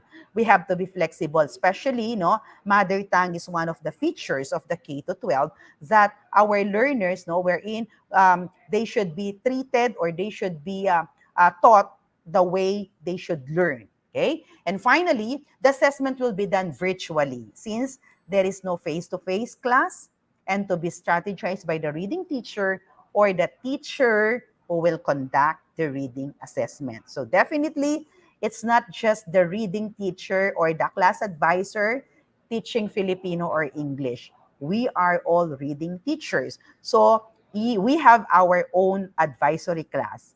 We will be conducting the reading assessment on our own. Okay? Now, how to administer? Ito na po for the EGRA, grade 1 to 3. Sabi nga natin kanina, we administer each component and we follow direction. You can use the mother tongue. For component 1, it's very easy. It's an orientation to print. Bakit? Prints, print-rich environment is very important to build, what we call a reading environment among our learners. So here, the teacher will just show the child a decodable book, Yan, katulad ng mga storybook, children's storybook, You record the child's response for every task you will ask him or her to do. Remember, the child will not read on this component. Hindi po siya magbabasa sa component 1. It's just an orientation to print. Makikita nyo po dun sa EGRA booklet na ipoprovide po namin. Component 2, we have the letter knowledge. In this component, ang mga bata ay bibigyan po natin ng chart of the alphabet. Ito, katulad po ng nandito sa kanan, What you will do is you will instruct the learner to name each letter found in the alphabet chart. So, bawat letter ay mayroon pong puntos yan. So, we have 10 letters in every row and it is composed of 10 columns. So, it is a total of 100. Imagine, Grades 1 to 3. Kailangan ma-identify niya yan. Okay? So, example, the teacher point letter A. Then the learner will read or tell that it is a letter A, then you can proceed to the next. Okay? Component 3A and component 3B has something to do about the phonemic awareness, the second elements of reading among the big 6 of reading. Okay? In the letter sound of knowledge, you will show the child the sheet of letters in the student stimuli booklet. Tawag po natin dito student stimuli booklet or simply the alphabet chart. Okay? So meron kayong guide doon, what you will say as a teacher and what the child or the learner or the student will do. In the alphabet, you should listen how the child will tell you the sound or the sounds of all letters he or she can. Or you can point to the letter para po sabihin niya. You say, remember, you say to him or her that you are not asking for a name but for a sound of every letter. Para po maging aware siya. Kasi nag-name na siya dito. Di ba? Component 2 is letter name knowledge. And component 3 is letter sound knowledge. Example, you point the letter S and the child said, so then he got the correct answer. Pero pag sinabi po niyang S, mali yun. Okay? Component 3B is on the initial sound identification. Medyo pa-complicated, pa-complicate yung ating binibigay sa kanila even though they are just in grades 1 to 3.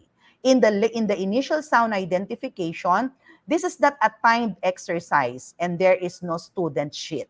No? You will just read the instruction, you will pronounce each word twice, and then allow the child to, for 5 seconds, no, to respond. Use the grid. Meron kayong grid na makikita doon sa EGRA tool, no? And you will mark whether the child gave the correct sound, the incorrect sound, or the child didn't say anything. Di ba may mga ganyan? There are some children who will say the correct sound, some will say it incorrectly, or the child will not say anything. So meron pong space para dyan. Now, when are you going to stop? You stop if the child fails to answer all first 5 words correctly. Pag nagsimula ka sa una, wala siyang sagot. Sa pangalawa, wala. Sa pangatlo, sa pang-apat, sa pang-5, no? You stop. Otherwise, kapag tuloy-tuloy naman, you move on to 6 through 10 above. Now, kung gusto niyo pambigyan siya ng chance, after pointing the 10 at wala siyang masagot, doon mo i-stop, no? For example, the word is mapa in Filipino, no? You are asking him or her to utter the letter M or the initial sound.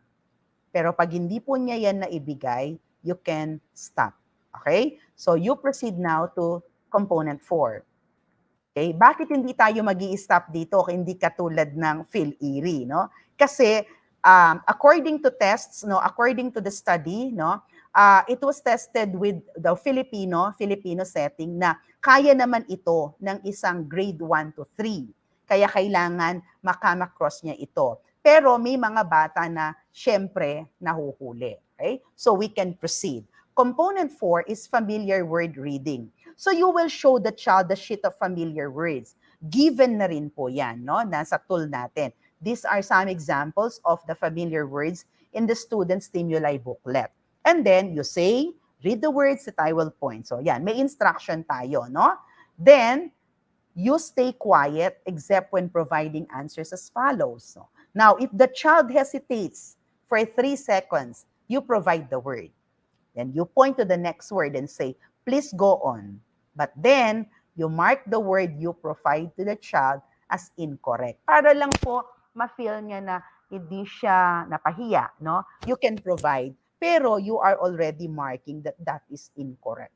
Okay? Now, after 60 seconds, you say hinto, no? Or stop. You mark the final word red with a bracket. So kung ano yung pinakahuli, you have to mark it, no? And then early stop rule. So if you have slash or mark as incorrect all the answers on the first line, magpasalamat ka pa rin sa bata, pero discontinue the exercise. You just check the box here, no?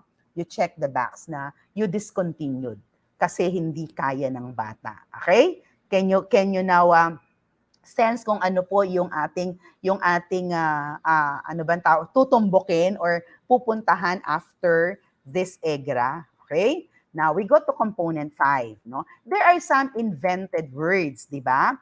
That are decodable. So they can decode invented words. Maraming mga bata po ang nag-i-invent ng mga salita. Now, the invented words are given here. You give them a copy, then show them, no, the invented words and have or let the child read the invented word, no? However, remind him or her not to spell the invented words. Hindi po pinag-uusapan ng spelling dito. Basta babasahin lang niya, ut, dil, mab. So yun lang, no? Invented words that are decodable. Okay? You start the timer when the child read the first word, follow along with your pencil. Kayo pong bahala, basta you just follow the instruction in the EGRA, no? Again, kapag hesitant ang bata, hindi siya sumasagot, you provide the word, then point to the next word. Ituloy mo lang. Pero you mark the word you provide incorrect.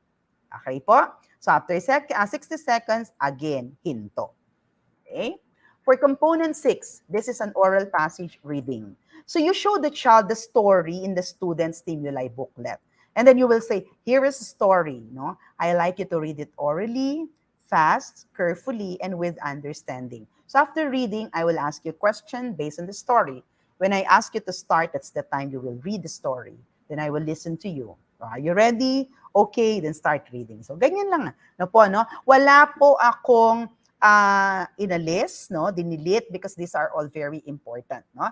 This is an orientation on how to conduct or implement the PHIL-IRI, the EGRA on our reading assessment. Okay? Of course, there is an early stop rule. If the child cannot read the story, no, and gives no correct answers on the first line, salamat na lang, you discontinue. So, hindi mo na itutuloy kasi wala na di ba? Hindi niyan po kaya. Okay? For component 6B, this is very important, the reading comprehension. So, when 60 seconds are up, or if the child finishes reading the oral passage, ito pong component 6A, no, in less than 60 seconds, ask the first question, no, that are written below the booklet. Okay? Then give the child at most 10 seconds to answer each question. Wag naman pong madalian, no? Let him think of the correct answer. Then you mark the child's response and then move to the next question kapag nasagot niya. You read the questions for each line up to the and then the bracket showing where the child stop reading. So meron ka namang makikita, no? Kapag po nakita niyo po yung EGRA tool natin. Probably some of us, no, already seen the EGRA tool in Filipino and in English. So makikita niyo po, you are guided. Meron tayong kopya for student, meron tayong kopya for teacher. And component 7, no? Listening comprehension. Sabi ko nga ito yung malimit na medyo naniniglect, no? Listening comprehension. This is not a timed exercise. And walang student sheet. You just read the following passage aloud to the child only one time, pero slowly. Minsan lang po, no? Probably about 1 word per second, no? And then allow 50 seconds for each question. Pagkatapos po mabasa yung very, very short passage in the listening comprehension, you ask question and you wait for 15 seconds for an answer to each question. So you say, I will read the story for you, no? Listen attentively, and afterwards answer the questions I will ask you. Yon, ganun po. And of course, the last component in EGRA is the dictation. Now, you give the pupil a line passage and a pencil for writing. Dito po, kailangan meron tayong pad paper na ipapagamit sa bata. Alam nyo naman kung ano po yung logic, no? Kung bakit we need to give our pupil a lined page and a pencil for writing legibly. Okay? So then you read the instruction. This is a dictation. So you read the following sentence aloud once at about, again, 1 word per second. Read each word 3 times. Then instruct the child to write the sentence dictated by the teacher. So you give the child up to 15 seconds to complete writing after the 3rd reading. Okay? Tapos po, i-compute na natin yung kanyang score o ito total natin. Okay? So that is how you are going to implement the EGRA, no, using this EGRA tool. Okay. Let's proceed to the PHIL-IRI. Okay? PHIL-IRI will be used, no, for grades 4 to 10. What is PHIL-IRI? It is a tool for measuring and describing the reading performance of our adult or intermediate learners. And it composed of passages, makikita nyo po, no, dun sa manual natin, passages designed to determine the learner's reading level, both in English and in Filipino. At ang levels na tinutukoy natin, yung tinatawag nating reading comprehension are independent, instructional, and frustration. And each reading level has an equivalent comprehension score. So makikita nyo dyan. Okay? Now, how do we administer the PHIL-IRI? There is a schedule of PHIL-IRI administration, a table. Okay? If you will see here, meron tayo dito for grades 3 to grade 7 learners because originally, the first manual for the PHIL-IRI issued in the field in 2018, no, DepEd Order number 14, Series 2018 is only up to grade 7. This is the manual itself, no?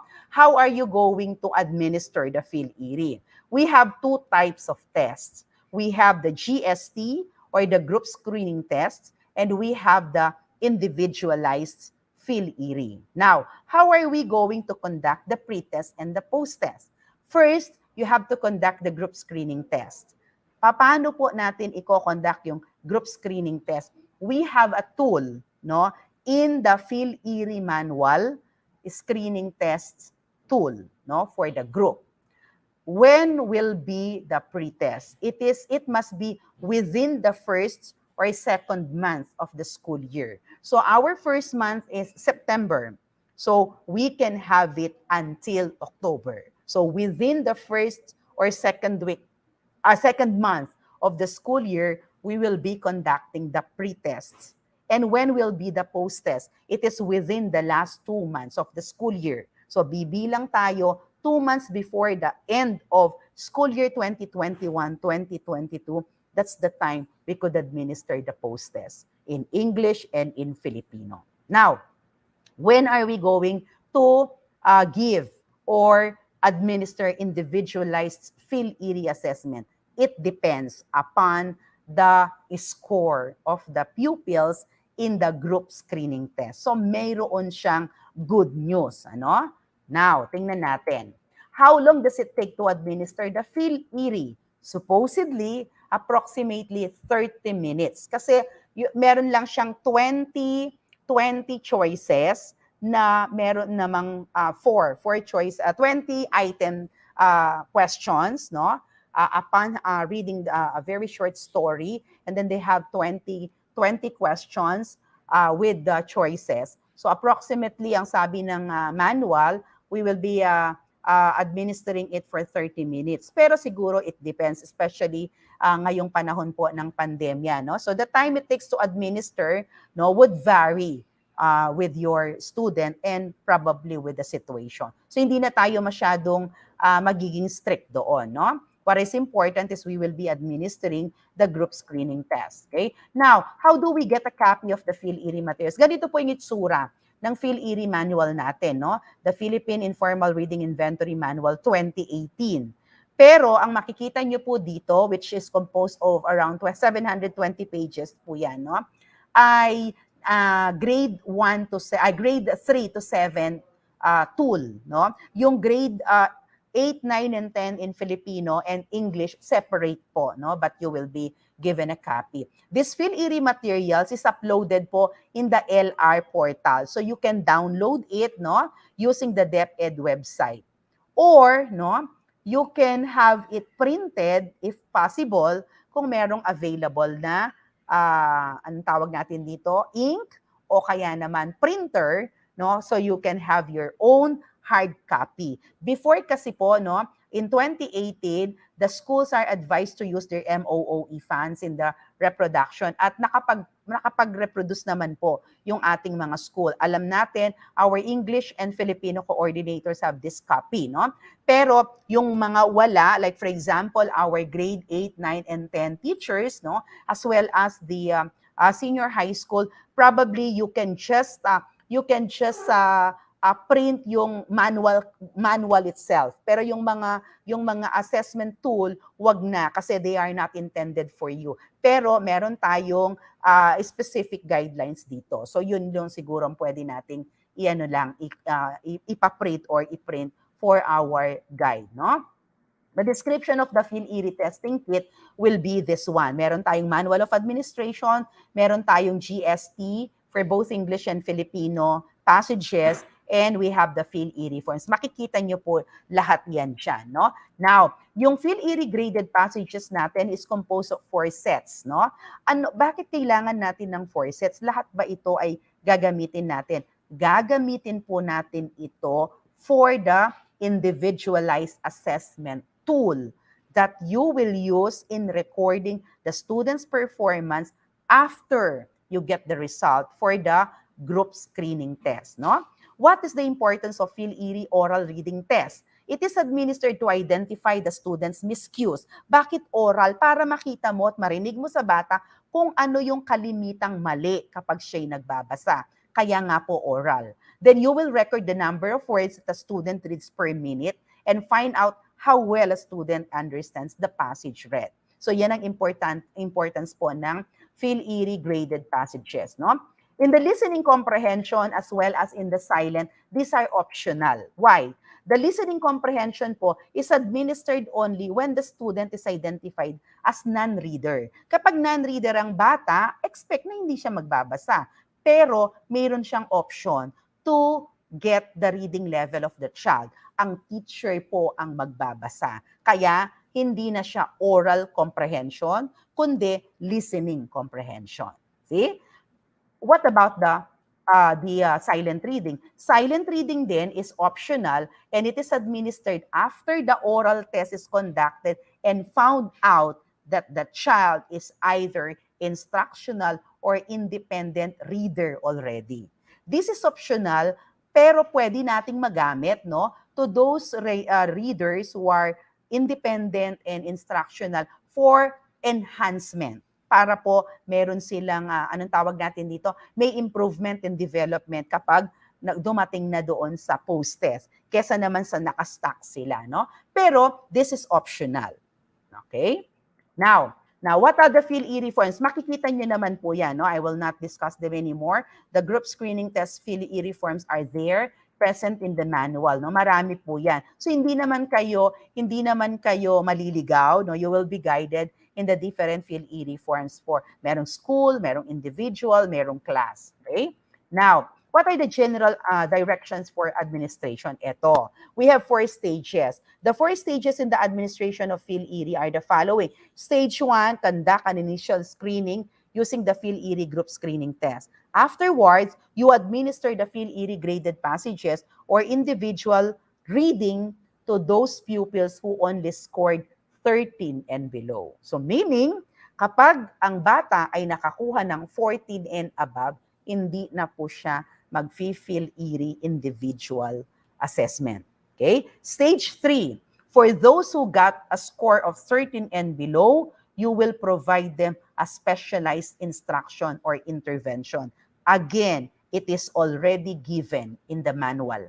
Nandyan na po. A specialized instruction that will address, no, the proper intervention given or to be given to those who will get 13 and below scores. Ililid kayo nitong specialized instruction. And finally, of course, lahat po, no, is the administration of the PHIL-IRI graded passages post-test. Bakit? Kasi we need to see the improvement. Dito papasok yung halaga at appropriateness ng specialized instruction or intervention you provided with the learners who got 13 and below scores. Okay, yan. So malinaw po, di ba?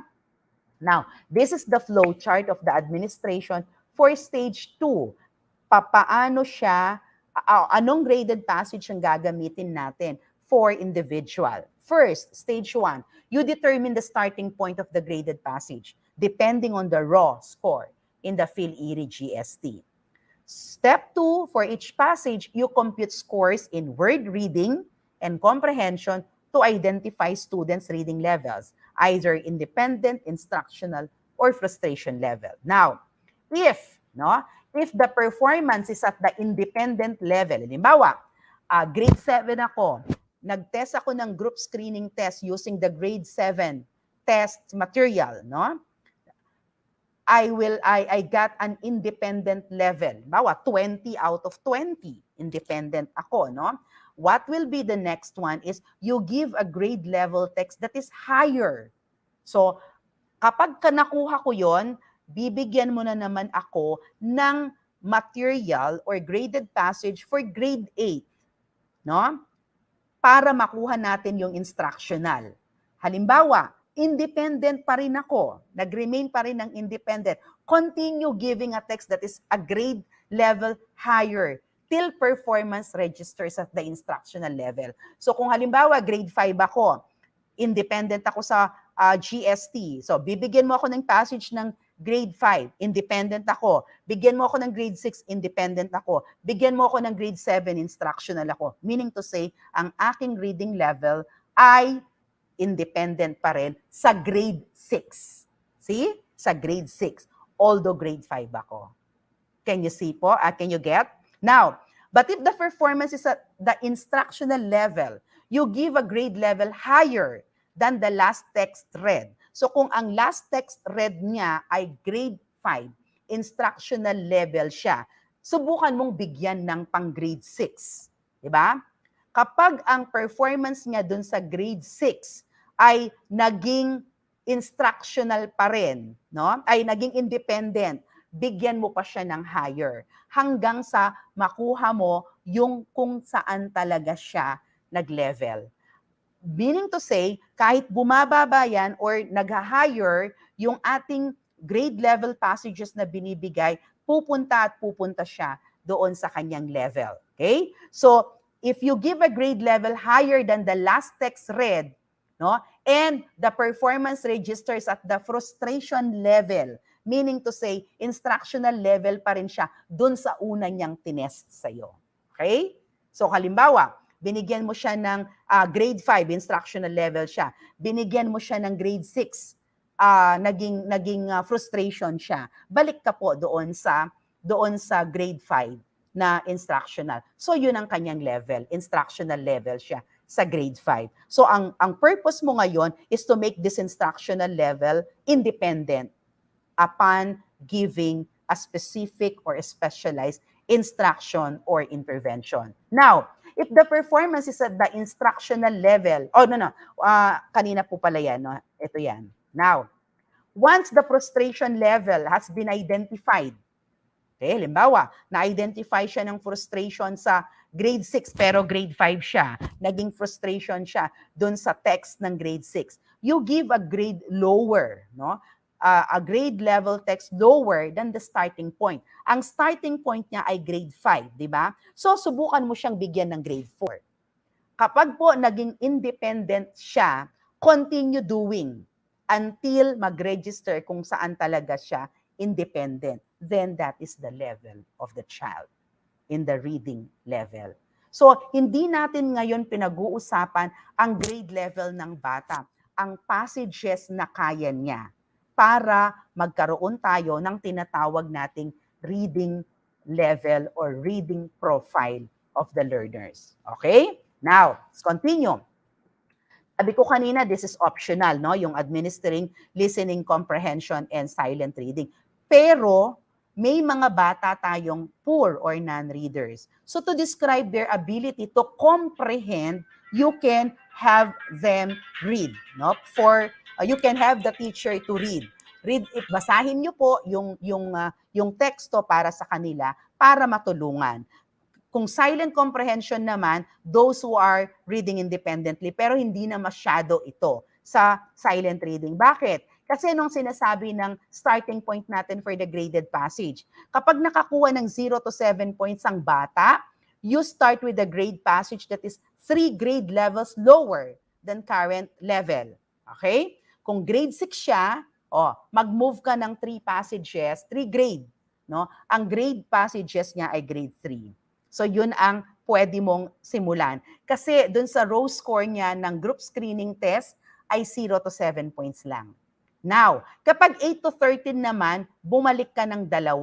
So kung grade 6 siya, grade 4 na graded passage ang iyong ipagamit hanggang makuha mo yung independent niya. Ang target po natin ay independent, kahit anong grade. Halimbawa, grade 5 ako, pero ang independent level ko sa graded passage ay nasa mga grade 2 or 3 materials, then that is my graded passage reading level.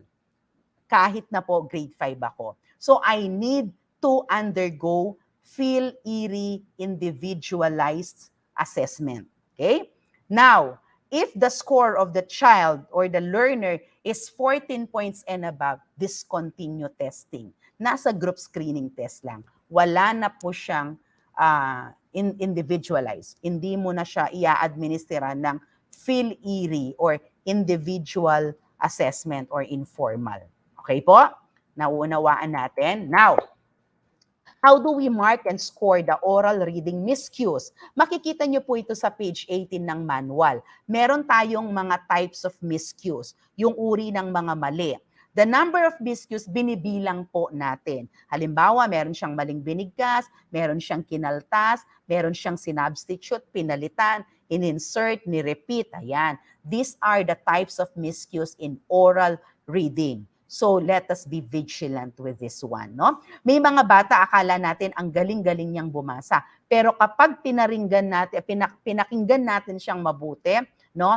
You will see to it that there are a lot of miscues, and those number of miscues will affect the reading level or the reading assessment of the child. Okay? Now, how do we compute the oral reading score per passage? Ito po siya. Yung oral reading score natin is equal to the number of words of the passage minus the number of miscues over or divided the number of words in the passage times 100. For example, Pedro's performance in oral reading. Ang number of words na binasa niya ay 65. Ang number of miscues niya ay 15. So meron na lang siyang 50. Di ba? Times 100. O 50 over 65 is 0.77. Times 100. So meron siyang 76.9 or 77% na rating sa oral reading. Oral reading po yan kasi miscues ang pinag-uusapan. What about in the speed rate? If Pedro reads the snail with the biggest house, a grade 5 passage consisting of 103 words, at ang nagasta niya or it took him 1.5 minutes or 90 seconds to read, ang computation po is 103 times 60 over 90 seconds. Yun po yung seconds na spend niya in reading. Ang makukuha lang niya is 69 words per minute. So, Pedro's reading rate is 69 words per minute. Now, how are we going to compute the student's comprehension? If Pedro got 4 correct answers out of the 7 comprehension questions, here is the formula. Number of correct answers over the number of questions times 100 is equal to the percentage of comprehension. So 4 over 7 is just 0.57 times 100, 57%. So Pedro's comprehension is 57%, which falls on frustration. Saan natin galing ang frustration? Meron po tayong equivalent scores for comprehension, which is found on page 21 of your manual. Katulad nito, ayan. Ito po ay sample, no? Oral reading, independent, instructional, and frustration. Word reading score, comprehension score. Nakakuha siya ng ilan? 59. No? Ay, 57. Oh. So, nandito siya, 58% and below. So, frustration po ang oral reading level, ang comprehension score ni Pedro. Ang kanyang word reading score ay frustration pa rin kasi 76.9. Di po ba? At ang oral reading level po niya still in the frustration kasi 69 words per minute. Ngayon, tingnan natin. Ito yung oral reading profile ni Pedro. Meron siyang frustration na word reading score. Meron siyang frustration na comprehension score. Ang reading rate niyang 69.5 words per minute. Therefore, Pedro's oral reading profile or reading level is frustration. Makikita naman po dito sa chart natin. Okay? So, maaaring magtatanong yung iba, paano kung independent yung word reading? Ang comprehension niya ay frustration. Ang kanyang reading profile din ay frustration. So, meron po tayong chart, student's reading profile per passage. Kung independent ang word reading niya, frustration yung kanyang reading comprehension, then yung reading profile po niya ay frustration pa rin. Okay, yan. So, and then, kapag po nangyari yon, you can now give a specialized instruction or reading intervention na i-guide din po tayo ng manual dun sa Appendix H for a full discussion ng handbook on suggested intervention. Kaya napakaganda po na makita natin at mabasa itong manual natin for PHIL-IRI. Okay? Ang stage 4, you will start now administering your PHIL-IRI after you have given enough time for your specialized instruction or intervention. Ito po ay mangyayari 2 months before the closing of school year 2021-2022. Now, we should also have the qualitative analysis. Sabi nga natin, it must be research-based, right? So, the teacher examines the types of miscues made and analyze them. Halimbawa, does word-by-word reading. So, nagbabasa ng paisa-isa yung salita. What are the miscues often committed? Do these miscues affect the meaning of the passage? So, the teacher likewise records the behavior. And that's the time you can come up with a case study analysis. Kahit isang bata lang po yan or dalawang bata, pwede po natin silang gawan ng research using the qualitative analysis or the case study analysis. Okay? So yan, in conducting the reading intervention, you conduct it based lang po dun sa reading difficulty ng bata. Hindi lahat. Hanapin kung ano lang ang mga na mali ng bata o yung hindi niya nakayanan na maka-reach doon sa kanyang independent score. Yun po ang ating bibigyan ng intervention, hindi ang kabuuan. Okay? We need to address what is really needed. In conducting the PHIL-IRI graded, make sure that the teacher records each score of the child and come up with a comparative analysis from the pre-test against the post-test or the post-test against the pre-test. Ito naman po ang hinahanap natin, di ba? At the end of our assessment, ano po ang comparative analysis natin. Compared in the pre-test, ano yung naging behavior, ano yung naging between, and that is what we call the process. Usually, ito yung problema natin. We are conducting a pre-assessment test, no, a pre-test, and we are just waiting for the post-test without doing anything in between. Process is very, very important. Bakit tayo magkakaroon ng PBB, pampanggenyong batang bumabasa, kung bibigyan po natin ng panahon yung tinatawag nating proseso? Remember, no, that reading is a skill. So we need to come up with what are the assessment skills based on what is to be addressed. Reading is development. According to Jean Piaget, no, we need to have the learners develop upon the different activities, instructions given to them that will address po. Kailangan swak, kailangan bullseye. No? And reading is a comprehension.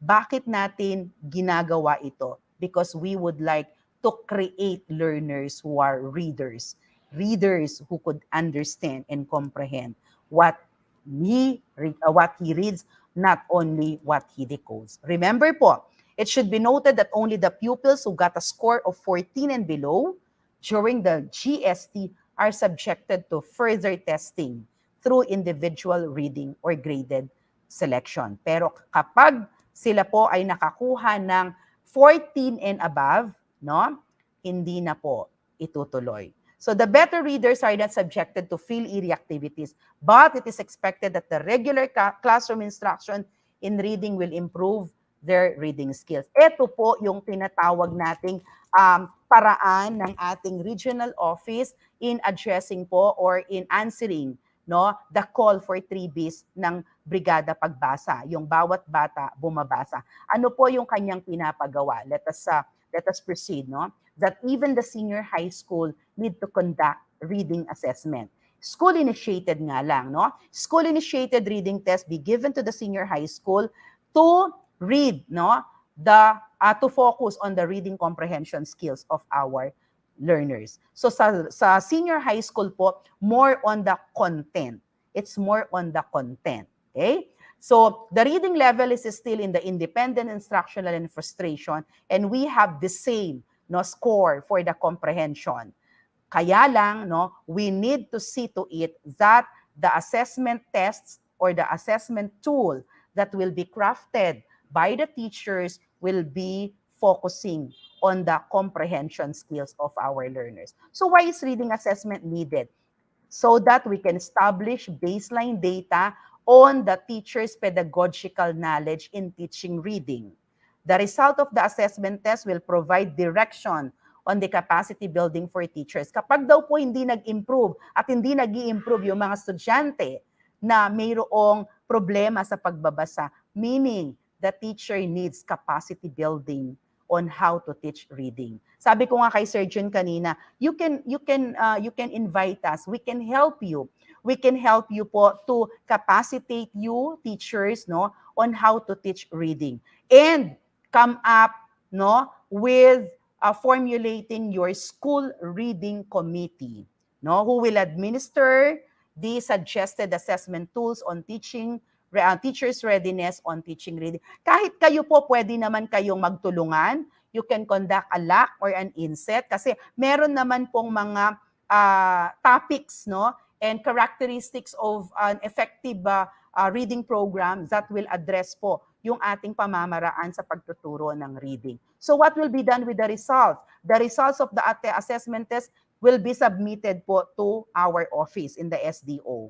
Now, the school head or the OIC school head shall present the results of the teacher's assessment test on teaching reading to the division EPS in English and Filipino for future capacity building activities that shall equip teachers of reading on the pedagogy of reading and literacy. Actually, marami na tayong kinondak ng ganito, no?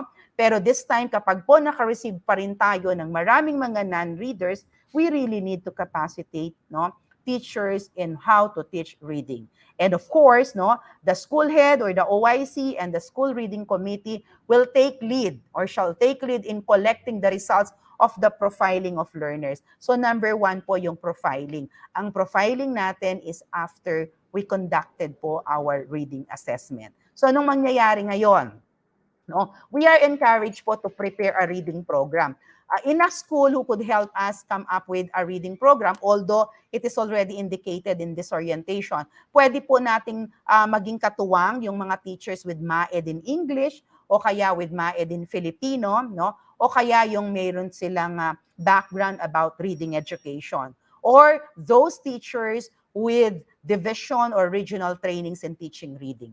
They are encouraged to participate in the preparation of your own no school reading program kasi po isang taon ito no the advocacy activities related to reading and instruction in what we call Brigada Pagbasa is for the whole school year. So the implementation guidelines, ito yung sinasabi natin sa school level natin no for K to 6, focus lang tayo sa 6 elements of reading. For the school-based reading program in junior high school and senior high school, you can focus on vocabulary, fluency, and comprehension.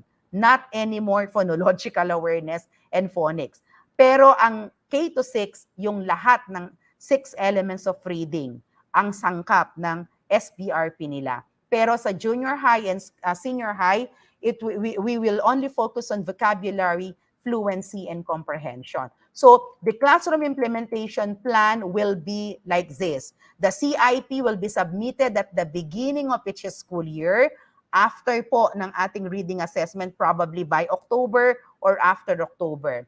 Schools will harvest all supplementary materials, either print or non-print, available in the LR. So hindi po natin pag-uusapan ng mga materials.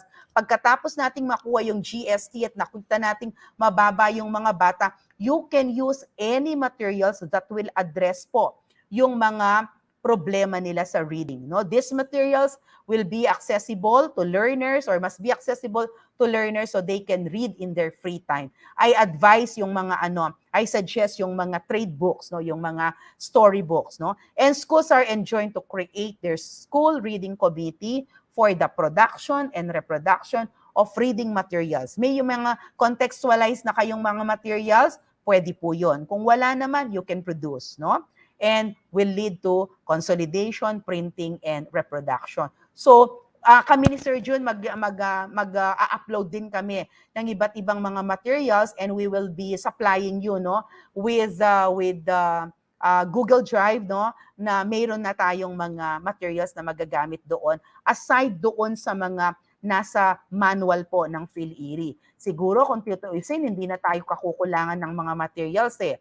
In addition no in the classroom implementation plan of our school reading program, you can have the radio-based instruction and TV-based instruction. These are highly recommended po as forms of modality in reading and reading instruction.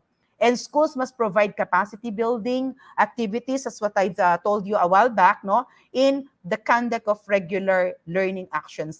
Kahit na po isang element sa bawat LAC session, pwede po yun. O kaya dalawang elements para lang maunawaan talaga ni teacher kung papaano niya ito ikakonduct sa kanyang mga estudyante na hirap bumasa. Okay? Of course, we have the division level. Kung meron tayong classroom or school level, we have the division. We will gather the data and come up with the percentage of learners who read at the instructional and independent. At the end of the school year, dapat po lahat ng bata ay instructional and independent. Wala ng frustration at mas lalong walang non-readers. No? PBB nga, di ba? And SDO will prepare po a division reading intervention plan that will provide our direction in drafting and preparing the reading programs for the next school years to come. Also, the SDO will carry developing more supplementary reading materials if needed, either print or non-print from kinder to grade 12. And our SDO shall promote the conduct of quality researches while implementing the reading intervention. So we are encouraging you po that you can conduct a classroom-based research. No? And you will submit po an end of school year accomplishment report after school year 2021-2022 regarding the Brigada Pagbasa or regarding the reading assessment.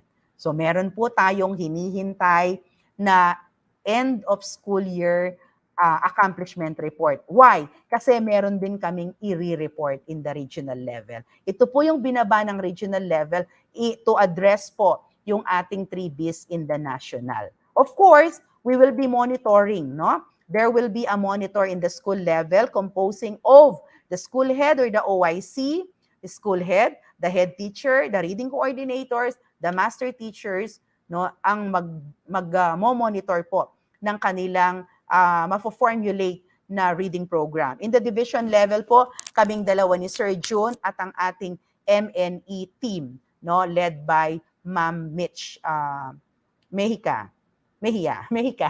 All issues and concerns po identified must be properly addressed in the improvement of the division reading program for the next school year. Kasi ano po yung hashtag natin, bawat bata bumabasa kahit na po sa bagong normal, no? So, ayan yung mga enclosure ng characteristics ng effective school-based reading program sa ating guidelines. Makikita nyo rin po yan, no? And then, to come up with a school-based reading program, kailangan po ma-address kung ano yung kailangan ng mga bata.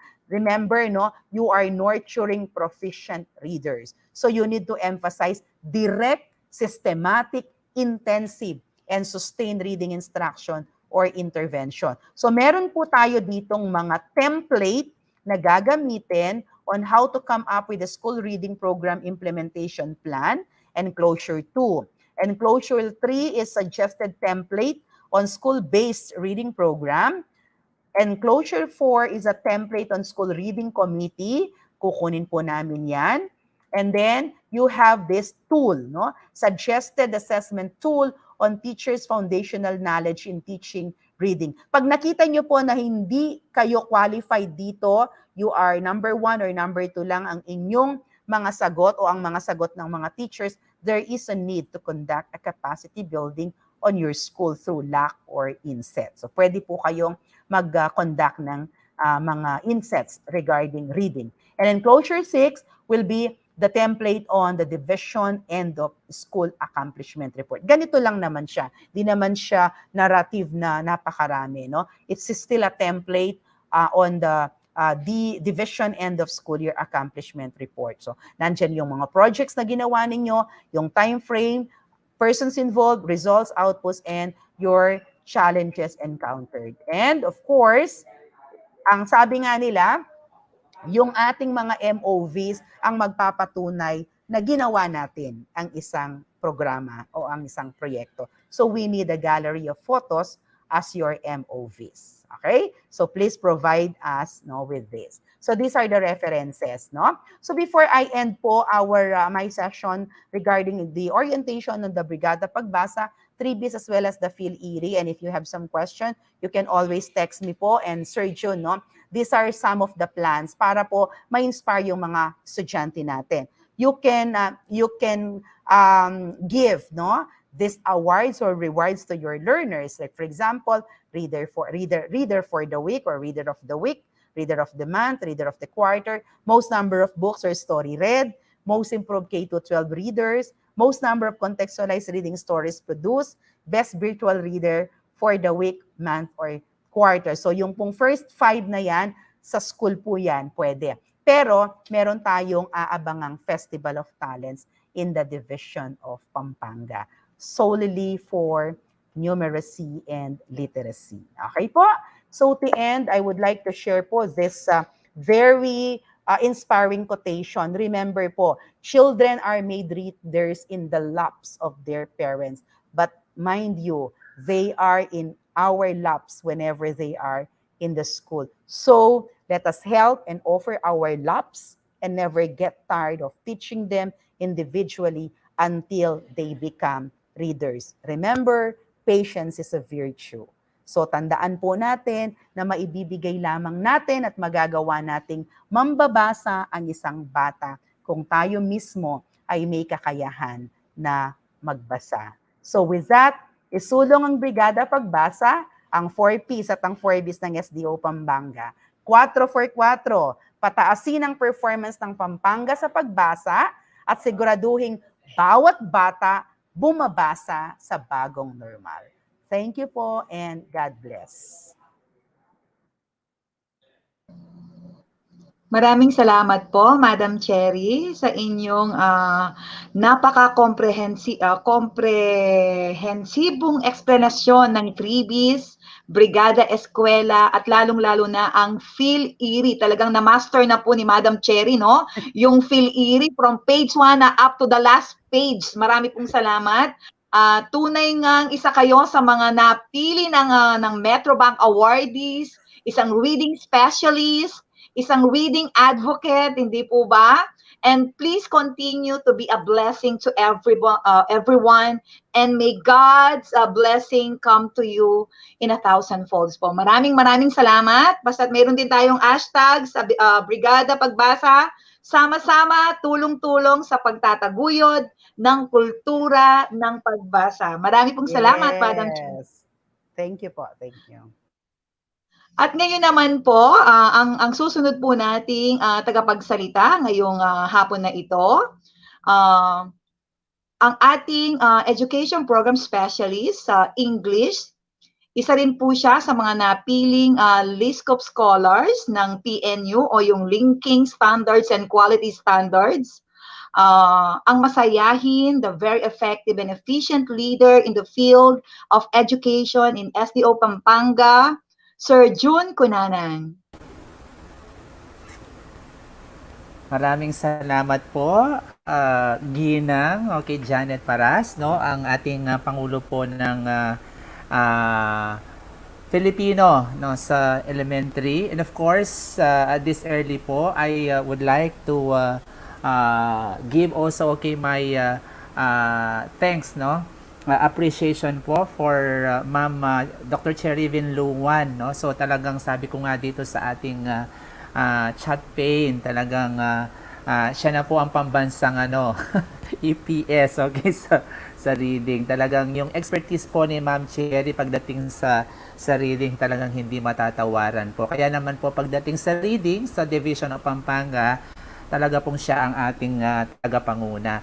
And of course, my respect also to our SDS, no, Engineer Edgar C. Domingo, and our 2 ASDSS. No, of course, si Ma'am Sen Lacanlale, who are also very supportive po of our advocacy, no, pagdating po sa reading. So, magandang hapon po sa inyong lahat. Ang akin po ay napakaikli lang. It's going to be very short because I will just be adding some information relative to the Brigada Pagbasa, no? And then the rest po, I think, no, Ma'am Cherry was able to explain, no, in full details po what we need to do and what we need, okay, to target when it comes to reading po. Just to start, no, with my very short, okay, presentation po, I would like, okay, to share with you ito lang very, okay, popular na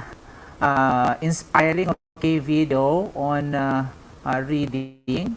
And I do hope, okay, that from here, no, lahat po tayong teachers, kasi lahat, the reason why we have included all of you is that ang advocacy po ngayon ng Pampanga is that, okay, reading is not just, no, a responsibility of our language teachers, but it's a shared, okay, responsibility. So from here, makikita natin how significant, okay, the role of everyone in taking, no, our learners into more meaningful learning experiences, okay, by way of being a reading teacher po.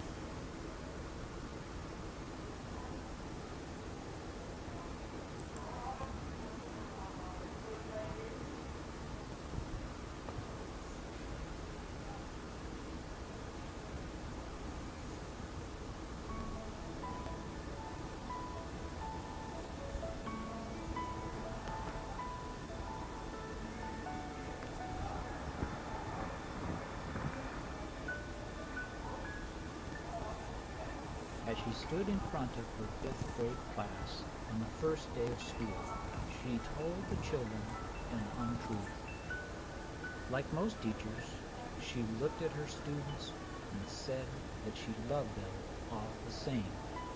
However, that was impossible because there in the front row, slumped in his seat, was a little boy named Eddie Stout.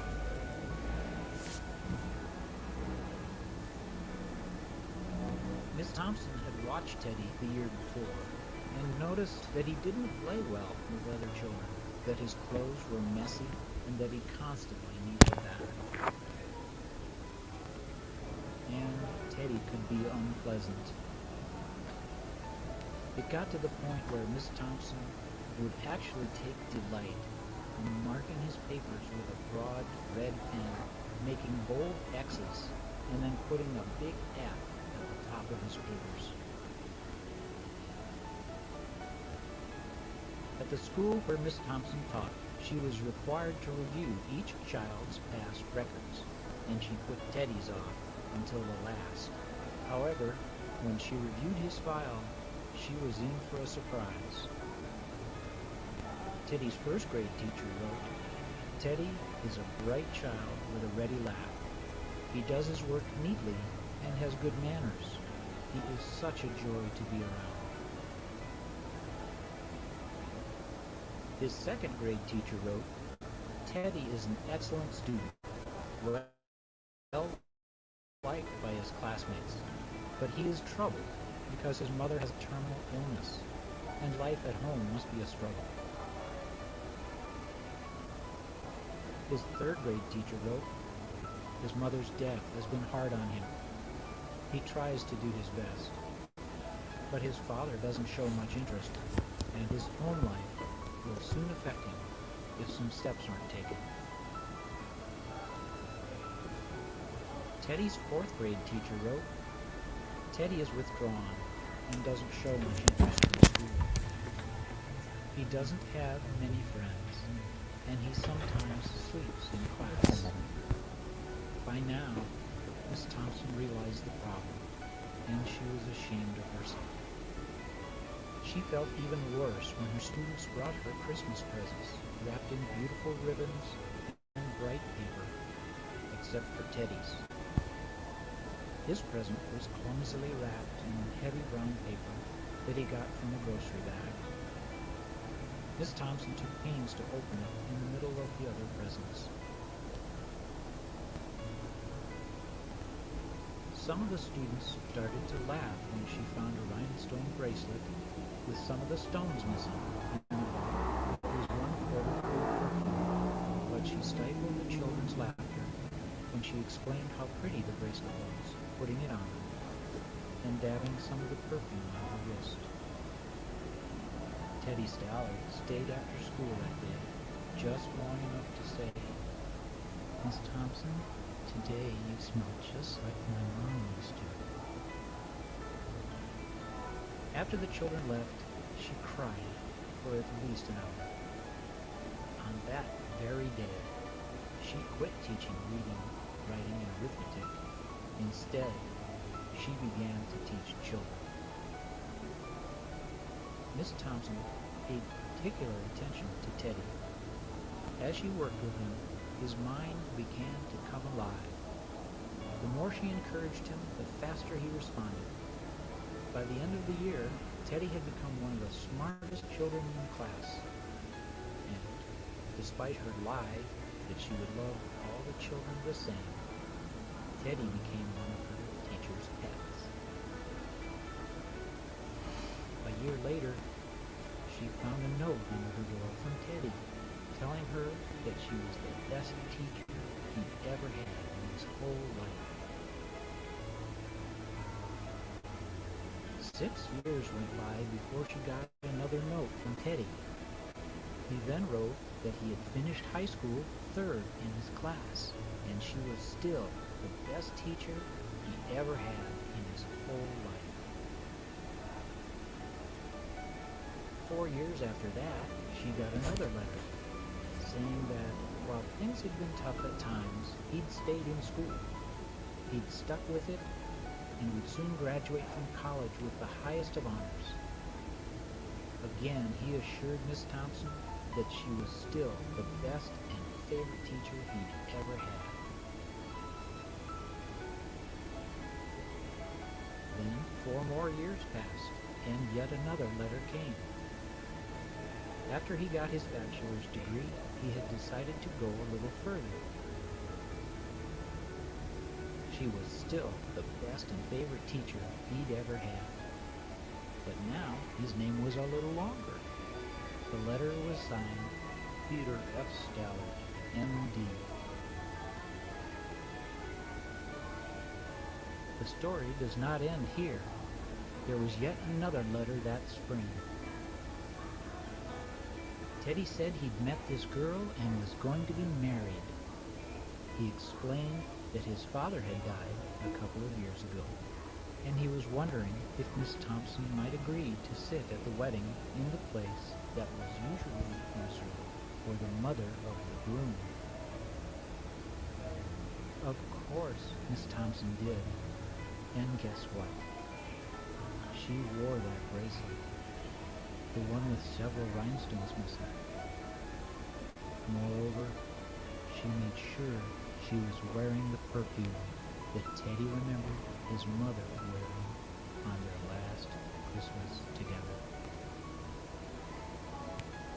They hugged each other, and Dr. Stallard whispered in Miss Thompson's ear, "Thank you for believing in me. Thank you so much for making me feel important and showing me that I could make a difference." Miss Thompson, with tears in her eyes, whispered back. She said, "Teddy, you have it all wrong. You were the one who taught me that I could make a difference. I didn't know how to teach until I met you."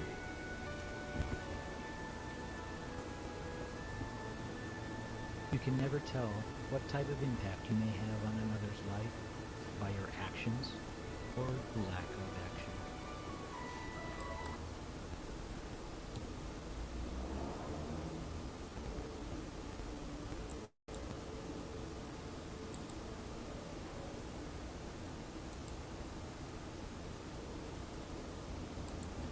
So, there you have it. You know, this is one of my favorite videos po, and every time I watch this, I couldn't help but get teary-eyed because I'm a teacher, no, I'm a reading teacher, and the impact that a teacher really leaves on the heart, and the minds of the readers is one very important element, why our students succeed or fail, in their future endeavors po. So, why did I ask you to view this particular video? So, you have heard po Ma'am Cherry a while ago, no? Discussing with you all about the 3Bs program, Bawat Bata Bumabasa of our Department of Education through DepEd Order 173, and then supported by Regional Memorandum 289, no? And down the division level, Ma'am Cherry and I, no, were able also to cascade, no, by way of providing you different reading, no, innovations, strategies, so that we can somehow strengthen po these programs of the central office and the regional office. Now, anchored on the following, no, regional memorandum 289, as well as yung ating 173, no, the main purpose basically is to provide direction in fostering and sustaining a culture of reading in schools for active engagement of learners in intensive and extensive learning and critical thinking. So, admit it or not po, no, during the past one pandemic year, it's a reality po that reading was really neglected, and our learners were simply left on reading the modules that were provided them, and a lot of you probably could hardly really provide quality time for them, so that they can really improve, enhance and strengthen their reading comprehension skills. But that is all now water under the bridge, and we have this year to start over again by way of rethinking, redesigning our reading programs. And again, I have mentioned this early before the start of our orientation, and also Ma'am Janet and Ma'am Cherry, reiterating that indeed reading po is a shared responsibility. So it's not just the responsibility of language teachers, Filipino, English, and MTB MLE, no? And we know that while we are trying to capacitate everyone, especially in the elementary and even in the high school, Ma'am Cherry and I po, yung aming pinaka-target is to provide every teacher the knowledge and the skill on how to become a reading teacher, kasi right now talagang it's very crucial that even when learners are taking yung ating distance learning modality, we need to provide them with meaningful reading experiences, so that their skills, because reading po is English and Filipino are two subjects, and so whether we like it or not, if our students are not so good in reading, affected po talaga lahat ng ating mga subject areas, which is why we really want you this time to join hands with us in coming up with effective reading plans or programs for our learners. Now, in addition to what Ma'am Cherry has discussed a while back, I just would like to integrate po dito yung ating 2021 Brigada Eskwela Implementing Guidelines. So the Department of Education really sees the need to work on the reading, yung literacy and numeracy skills of our learners, which is why one of the main highlights of this 2021 Brigada Eskwela is the inclusion po of the Brigada Pagbasa. And I just would like to share with you three, yung pinakatatlong provisions po ng ating department order, focusing on the inclusion of Brigada Pagbasa po as part of every school's program. So sa provision number 10, it says the Brigada Pagbasa as part of Brigada Eskwela is an after-school reading program that envisions bringing together education partners and experts to help all learners read and become functionally literate. The Brigada Pagbasa will serve as a platform to synergize efforts and resources to address education-related challenges, especially on literacy and numeracy. It will also create opportunities for all stakeholders to contribute possible solutions to the current gaps in the country's education system, especially in equipping the learners with 21st century skills. So, dun po sa first and second sentences natin, very clearly, no, and evidently, sabi dito, after school reading program. So what does it mean?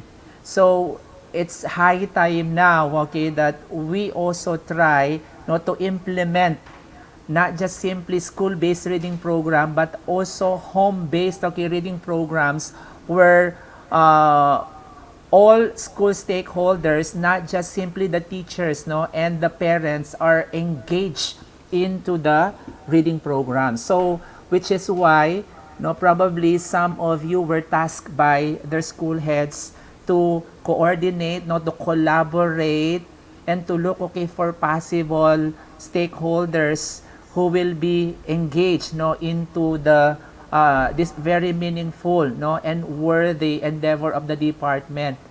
So this is actually anchored also on the reality that reading is not just simply the work of the school, especially in this time of pandemic where the parents are the ones, no, assisting their children. So kung ang mga magulang po, no, ay siyang pangunahing kasama ng ating mga mag-aaral ngayon, then definitely they should also be provided, no? So sa inyong mga respective na mga orientation sa mga parents ninyo, dear teachers, at saka yung ating mga school heads, when you will be conducting general, no, assembly, kahit virtual lang po yan, you need to integrate into your orientation po itong tinatawag nating Brigada Pagbasa, no? So kailangan po yung maki-create nating reading plan or reading program, no, has to be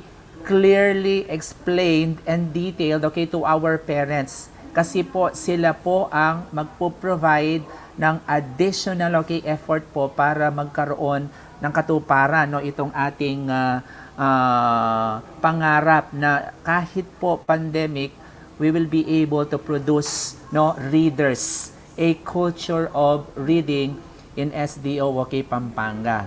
And of course, kasama na rin po dyan yung ating numeracy, no? So hindi po naiiwanan yung kaalaman ng bata when it comes to numbers.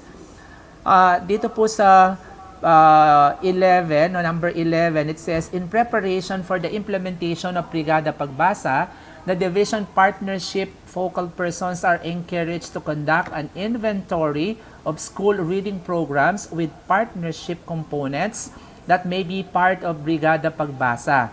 The detailed guidelines for the implementation of Brigada Pagbasa will be provided by DepEd, no, in a separate issue.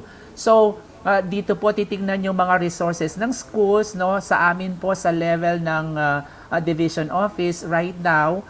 Yung pong ating in charge ng M&E, si Sir Roderick Kayanan po, is now collaborating with different, no, stakeholders, LGUs, private organizations, para po makahanap, no, ng mga partners who will be supporting us, either by way of providing different reading materials or even financial support po, which will be given to our schools para po umarangkada, no, yung mga programs natin when it comes to reading.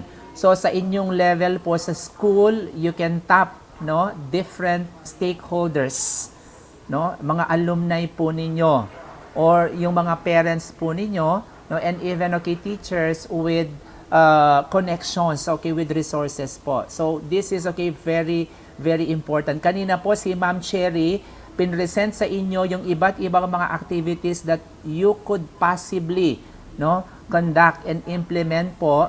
And definitely, ang implementation po nun, mangangailangan hindi lamang ng full commitment of our teachers, but at the same time po, kung minsan mangangailangan din ng mga resources yan. And this is where all, okay, these people, okay, would be coming in po. So dito sila papasok. But again, importante po that you have a very, no, detailed, no, contextualized na reading program which you are going to present, okay, to them, no, para po well guided sila, well directed sila, alam nila where they will be coming in, at kayo po bilang reading teachers, not just simply language, okay, teachers, could also work, okay, with them very, okay, effectively. So, yung pong mga rationale na yan, no, dyan po namin inangkor yung ating programa, no, sa SDO, okay, Pampanga. So, yan po ay nakabatay pa rin, no? It's still, okay, based on the 3 Bs, no? Yung bawat bata bumabasa. Kaya lang po, nilagyan namin, dinab namin, okay, ni Ma'am Cherry into different or separate programs po. But still focusing on the target of the central office and the regional office, which is, no, to foster po a culture of reading. So, ang tawag namin ay 4x4 kasi meron tayong 4 Bs and 4 Ps. So yung sa Filipino po ni Ma'am Cherry ay yung bawat bata bumabasa sa bagong normal, at sa English po, although Filipino pa rin yung title, no, because we want it to be very catchy, no? So pataasin ang performance ng Pampanga sa pagbasa. Kanina dinagdagan po ni Sir Edgar yung kanyang PBB, no? Pampangueños Pampangueños bata, okay, bumabasa, no? So ang gaganda po nung mga titulo, no, yung mga advokasiyang ito, and definitely kakailanganin po namin kung ano mang suporta ang maibibigay ninyo. At our level, kami po ni Ma'am Cherry, na-orient po kayo kanina sa kanya, but aside from this, we will also be working on the different assessment tools, no? Yung PHIL-IRI nandyan na po. Meron na tayong EGRA at saka EGMA, but definitely sa senior high school po, mangangailangan po kami ni Ma'am Cherry ng mga assessment tools din, because the scope of the reading program, no, as mandated po ngayon by the central, no, and the regional offices, is lahat po ng ating schools, lahat po ng mga teachers. So do not say that you are a math teacher or a science teacher and that your concern is just, okay, simply to make your learners understand, no, and learn mathematical, no, concepts or competencies. But more than that, okay, every teacher should be aspiring for, no, the development of every child's reading comprehension skills, because sabi ko nga kanina, whether you like it or not, pag hindi po marunong bumasa yung bata, affected po ang performance, okay, sa inyong klase. So sa English po, halos kung ano po yung minention kanina ni Ma'am Cherry, but ang gusto ko lang i-emphasize dito, because this will also be shared to you, no, sa field po, yung aming mga reading programs ni Ma'am Cherry, is that we will be taking it, okay, at the time. So meron po tayong different phases na mga programs, and what we're doing right now is simply just, okay, the start, no, of our processes. So this is the orientation, and definitely after this, magkakaroon na po tayo ng pag-assess na ng ating mga estudyante. And then of course, after seeing the results of the PHIL-IRI, the EGRA, the EGMA, no, or whatever pre-test or pre-assessment we're going to conduct, no, to our learners, ang magiging resulta po will become our basis in providing them different, okay, reading programs. And your language teachers, English, Filipino, and MTB teachers will be thoroughly, Okay, providing you and assisting you by way of the Slack, no, yung ating school learning action cells, no, with basic information and knowledge on how to craft and design reading programs. So, iba-iba na po yung konteksto natin ngayon. So, it's just okay, very natural and relevant that we create and craft our own contextualized school or home-based reading program. Hindi po pwedeng pare-pareho yung ating programa sa pagbasa kasi iba-iba po yung ating konteksto. But then again, you should be guided po by the different processes and phases. So meron kaming pinresent ni Ma'am Cherry, and all you need to do is to merge them, to integrate them with our existing reading programs dito po sa division level. So tignan ninyo, ang importante ngayon is yung makapag-conduct kayo ng mga regular activities po, no, that would foster, no, and exhibit not just simply yung mga learners' love and appreciation for reading, but likewise their family. So, nagplano na po kami ni Ma'am Cherry at ang gaganda po ng mga inilatag namin na mga posibleng aktibidades po, no, that you can possibly conduct down the school, no, cluster and then district level. But our level po, you can be assured that we will be supporting you all the way, plus yun pong napag-usapan namin ni Ma'am Cherry, we will be also holding po a division level, no, Festival of Talents for both English and Filipino. Ang ganda kaya kung makikita natin virtually, nanay at saka yung anak niya, no, nagbabasa. So, o kaya isang family, no, buong pamilya nagsasagawa ng parang choral reading. So that's something that we look something, no, to really look for in the future.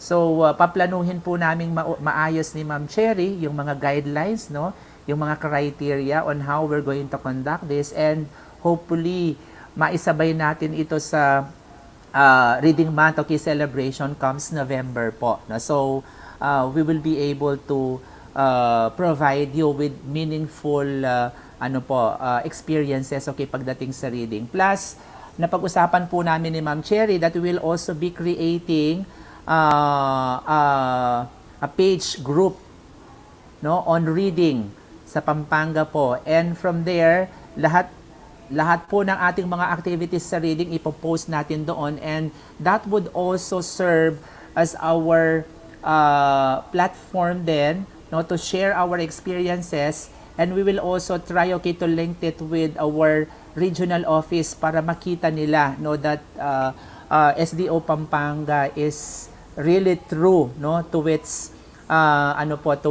call of making every Kapampangan learner a reader po. So nandyan po, na-share na ni Ma'am Cherry kanina, no, so yung mga iba't ibang mga activities, so hindi ko na po siguro i-highlight dito, pero dagdag lang, halimbawa yung reading buddies ko, ang pamilya ko, no, yung mga ganong mga, ang dami kong nakita dun sa mga kumustahan, no, sessions with our teachers, like Ate Kuya, Tara, magbasa tayo, no, yung mga pajama party, yung collaborate, no, activities.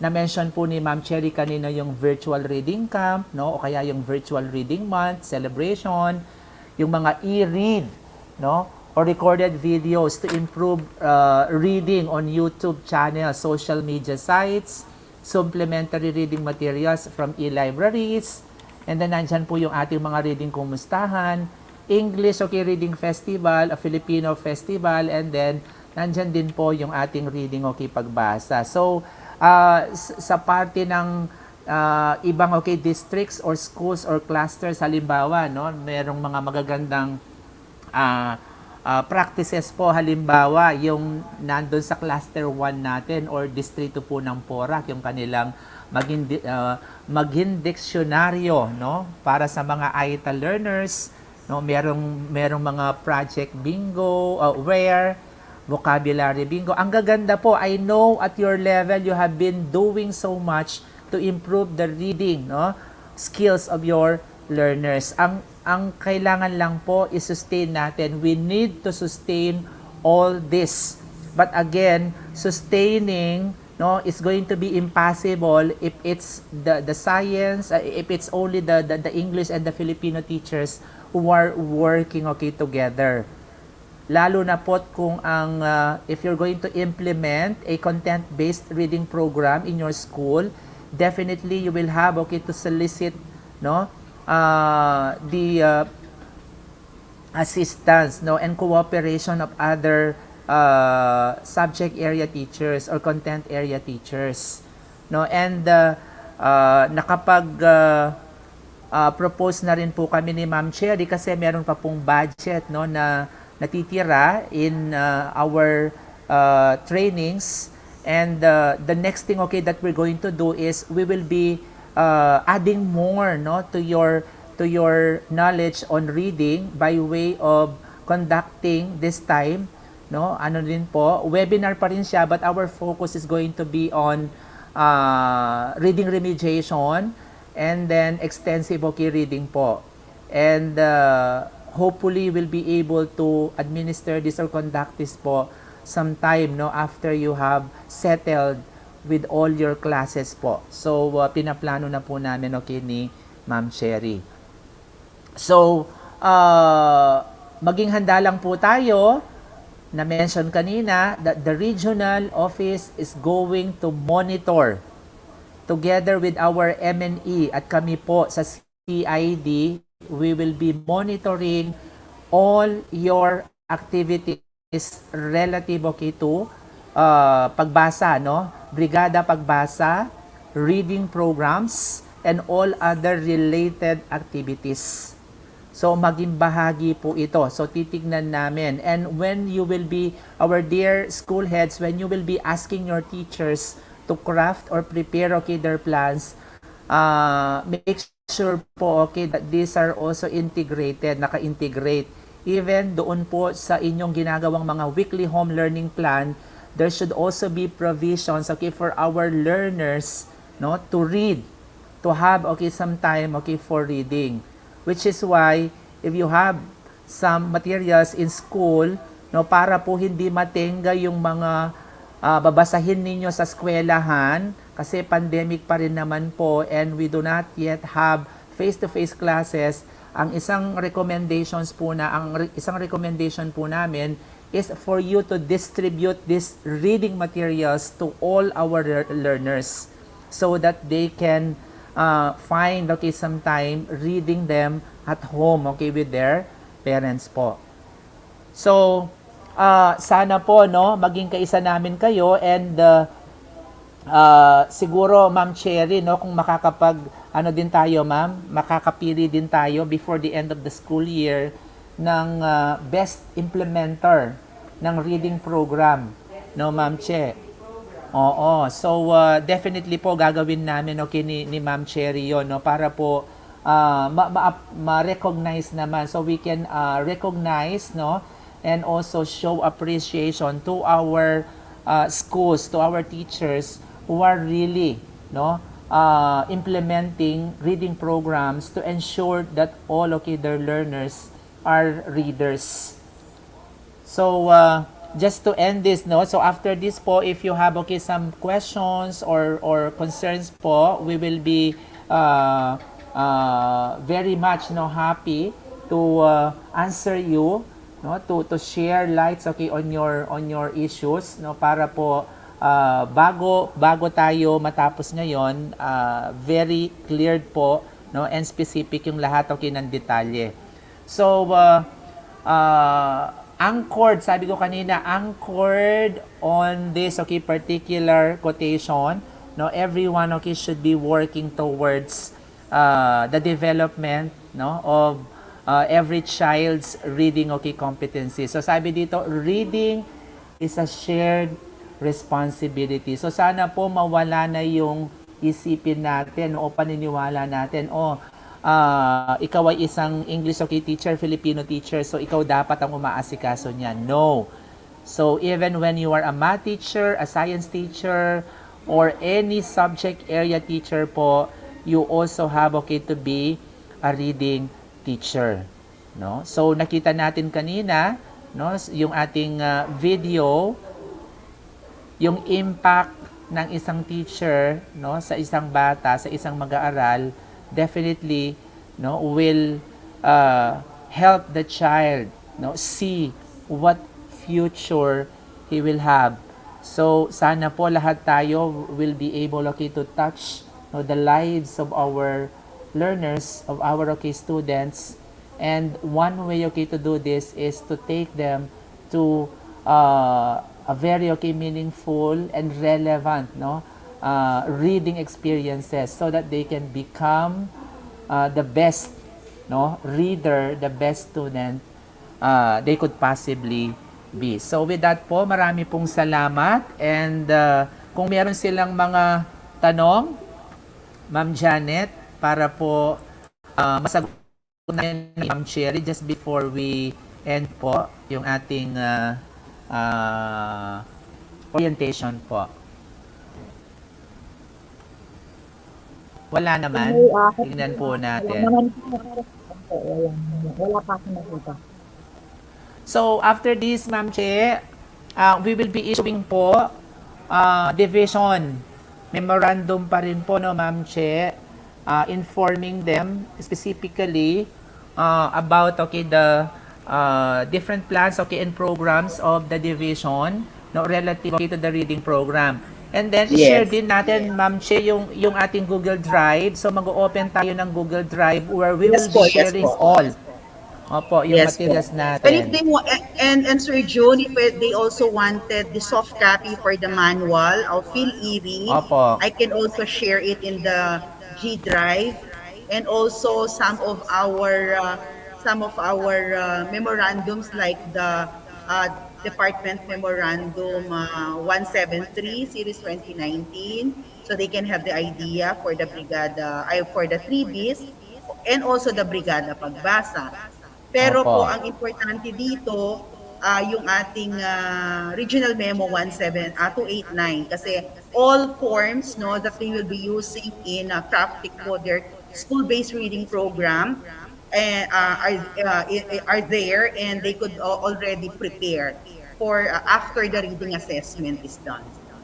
And then, Ma'am Che, di ba ang isa sa napag-usapan natin, the reason why we have included all the teachers here is that dahil po mahirap yung sitwasyon ngayon, wala tayong face-to-face, at napakahirap po talaga sa ating mga language teachers na mag-conduct ng assessment po, which is why ang suggestion po namin ni Ma'am Cherry, since na-orient naman lahat kayo, pwede pong kung sino yung teacher, no, yung advisor, siya na po ang mag-conduct ng lahat ng assessment na to, whether elementary ka, high school ka, or senior high school. Yes.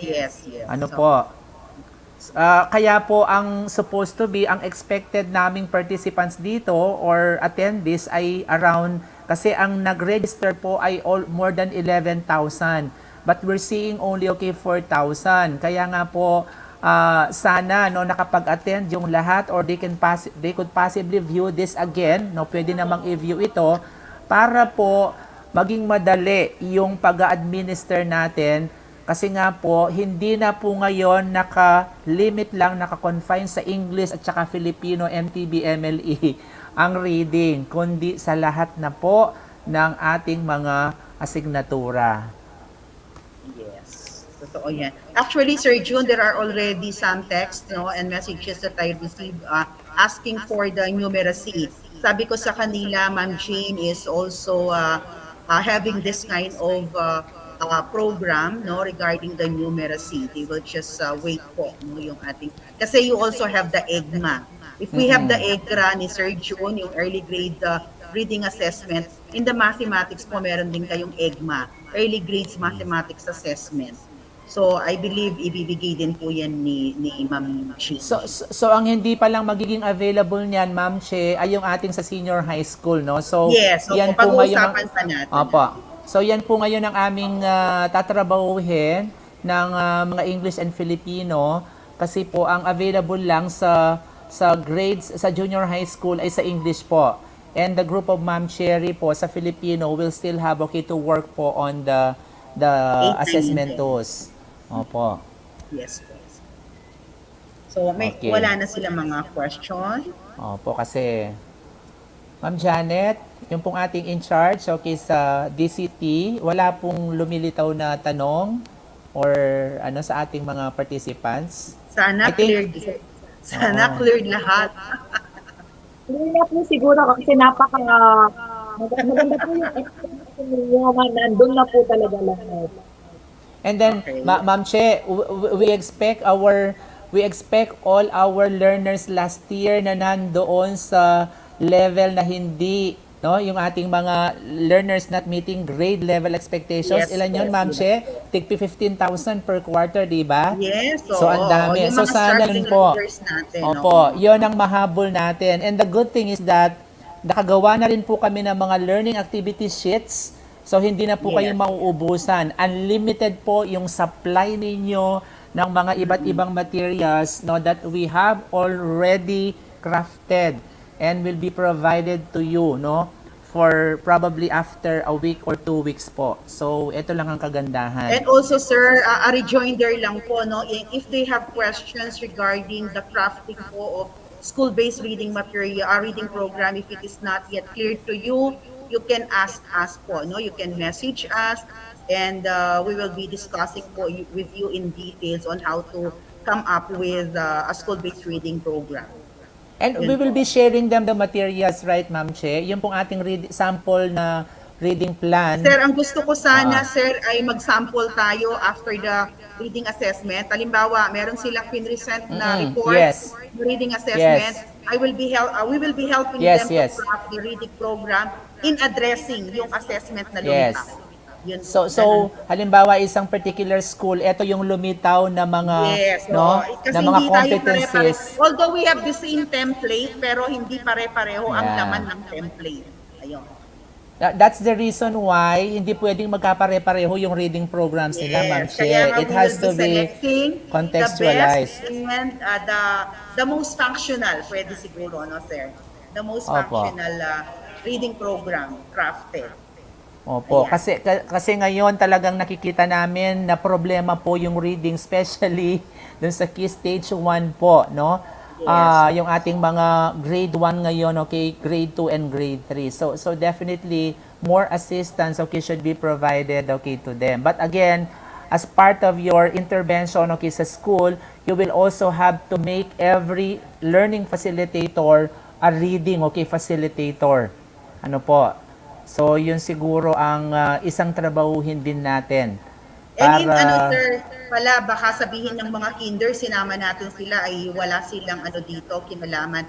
We will be working po still on our ECD checklist because that will be our basis in establishing po the reading readiness of our learners. So we also have our standardized tool in the kindergarten, which is the ECD checklist. So yun po yung gagamitin namin sa reading ng ating mga bata sa kinder. Preparation, reading readiness, it's not actually reading. Yun po. Okay, so I think, Ma'am Janet, magpasalamat na po tayo. Pasalamatan na natin lahat ng ating mga nakatulong. Yes. Para po makapagpahinga na rin ng ating mga participants. Siyempre, palakpakan natin si Ma'am Cherry, Talagang pagdating sa reading, walang tatalo dyan. Okay. Yes, Ma'am Janet. Maraming salamat po, Sir June. Ma'am Cherry, sa inyong ibinahagi ng oras at panahon para maisasakatuparan ang ating orientasyon sa hapong ito. Gayon din po sa ating SDS, Sir Edgar, at kay Madam Chief, Madam Sel, and Madam Mel. Special thanks din po sa ating DST, Ma'am Tintin and Sir Jan. Maraming salamat po muli sa inyong mga kaguro na nakilahok sa araw na ito. God bless us all. Mag-ingat po tayo lagi. At ang ating ginagawa ay para sa bata at para sa bayan. Mabuhay po tayong lahat. Maraming salamat po. Okay, thank you, thank you.